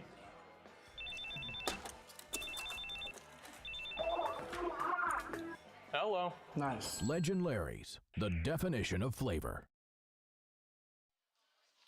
Joe Anderson now pitching for Green Bay. Chifnosky, the little left-hander, goes 1 inning, allows a run. It is earned, gave up a couple hits. No walks or strikeouts. The first batter that Anderson will face is Chase Hanselman. Chase has been on twice this ball game. Wouldn't mind getting another run or two. That'll work perfectly fine with me. This game will wrap up the Wisconsin State League season for Sheboygan. If they win it, which it looks like they will, another base hit for Sheboygan. They will finish the State League season with a 9-15 record, and also pick up a full game on Green Bay with a win. And then that'd be with 4 games remaining with a 2-game lead. You would hope that they could hold on to that. Yeah, exactly. Looking to go 11-3 in the league. Got to get this one closed out first of all. Now we do know State League's probably a little bit more competitive, top to bottom in the league. But it's kind of funny to look at it. You know, 8-15 right now in the State League, and then 10-3, and first place in the New Home. And you can go right to Addison and Bard probably. Pardon me? Lombard. Lombard. I was thinking, no, but I'm thinking the lower teams in Oh, the that way. standings. Yep. You know, we have lost so many games to those teams that Kenosha, Yep. Addison are the two that stick out. Kenosha swept us this Yeah, last week 4 times. You're not going to do well in the league if you can't get some wins against the lower ranked teams.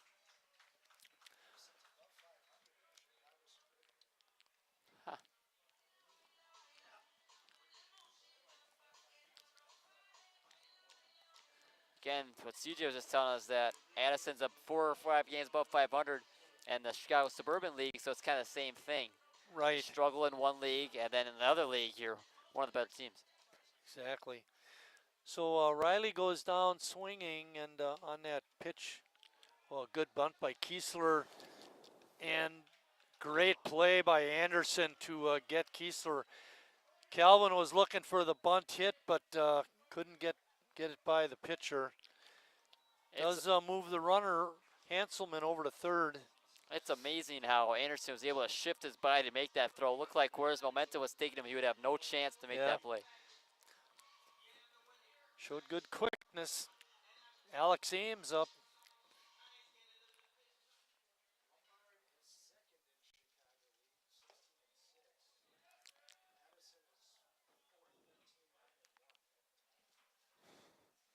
Who they tie with? CJ giving us some standings from that Chicago Who's Suburban first? League. Addison and Lombard will not play in the State League tournament because they're Illinois teams. The tournament will involve only the Wisconsin teams, and it's going to be played up in Oshkosh.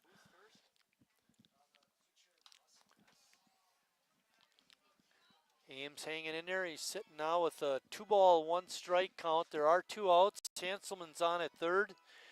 Sheboygan with a 5-1 lead, looking to capture the win. Their 3rd win in a row this week. All Newell League games, and with first place on the line, they've responded so far. Yeah, by far the most important week of the season. Last week, come in first place, you just got to hold on. And they've done it so far. If they can hold on today, they'd be well on their way to hosting that championship.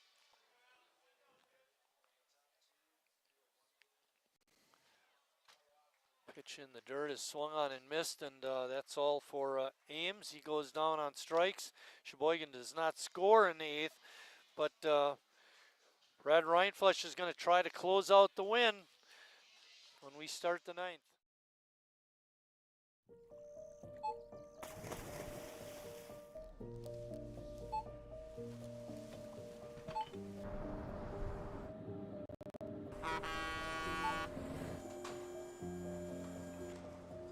Whenever you shop Meijer, you shop for more than yourself.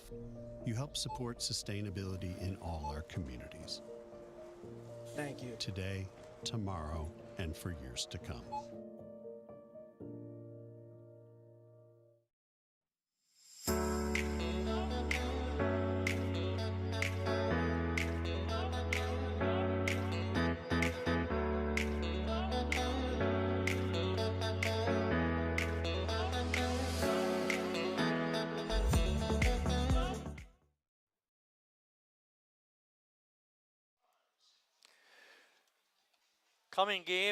Upcoming games for Sheboygan, they're going to be at Kewaskum tomorrow night for a Newell game. And then they travel to Appleton on Friday for another Newell game. And they finish out the season in the Northeastern Wisconsin Baseball League with a doubleheader at Greenville. And none of those teams are going to be easy wins by any means. Now, especially you look at Greenville and Kewaskum, 2 teams that are towards the bottom of the league, and you just can't take them lightly. Even though you're going to hopefully go into those games with a 2-game lead, you drop 2 out of 3 of those, and it's a different story. All of a sudden, yeah, first place is in jeopardy. Brad is going to have his work cut out for him as he starts the 9th inning. He's going to face the 1, 2, and 3 batters in the order. Conley up. Peyton is 1 for 3. He's done a nice job at second base. 94 pitches now for Brad. I can't remember the last time we've seen his pitch count this good a shape in the 9th inning. Could you imagine him finishing a game under 100 pitches? I mean, he'd be disappointed. Said, what in the world's happening here? Gotta start walking a couple more guys. Yeah, 6 strikeouts only. You don't want to see like 10 strikeouts, 3 walks kind of thing.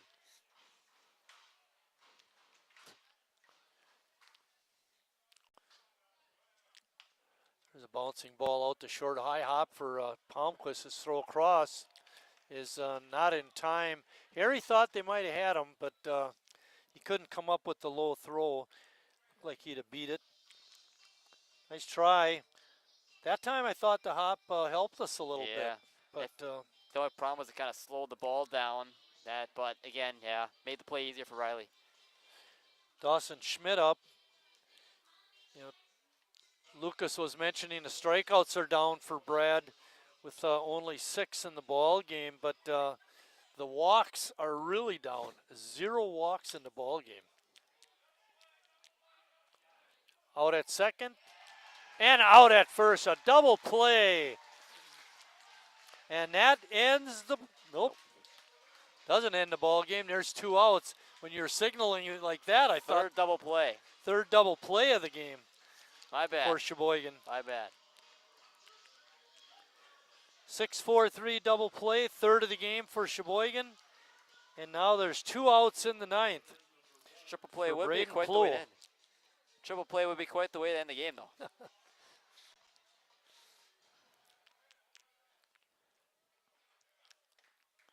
But again, when you look at it, it's another time where Green Bay gets their leadoff man on. I feel like they could get some going in the inning, and then immediately it's washed away.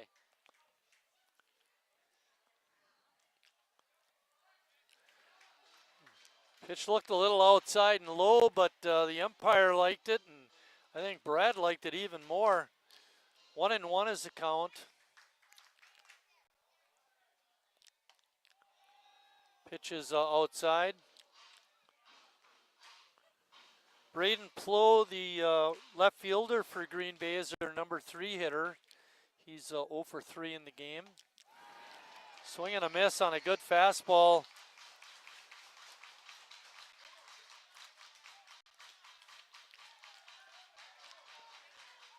Sheboygan looking to close out the win tonight. And a swing and a miss on a breaking pitch. Strikeout number 7 in the ball game for Brad Reinflesch. He goes a complete game and a 5-1 win. And Sheboygan is hot at the end of the season when they need to be. Comments about tonight's game. And that's all start off with pitching. Brad Reinflesch was sensational. Gave up the 1 run. It was on a bad hop. And went over the head of Palmquist. And other than that, he really was sensational. Didn't really allow many base runners. No walks and 7 strikeouts, but the offense came up clutch with 2 outs, getting 4 of their 5 runs. Sheboygan runs their record to 26-19. They are now 11-3 in the Newble. They finished the state league with a 9-15 record.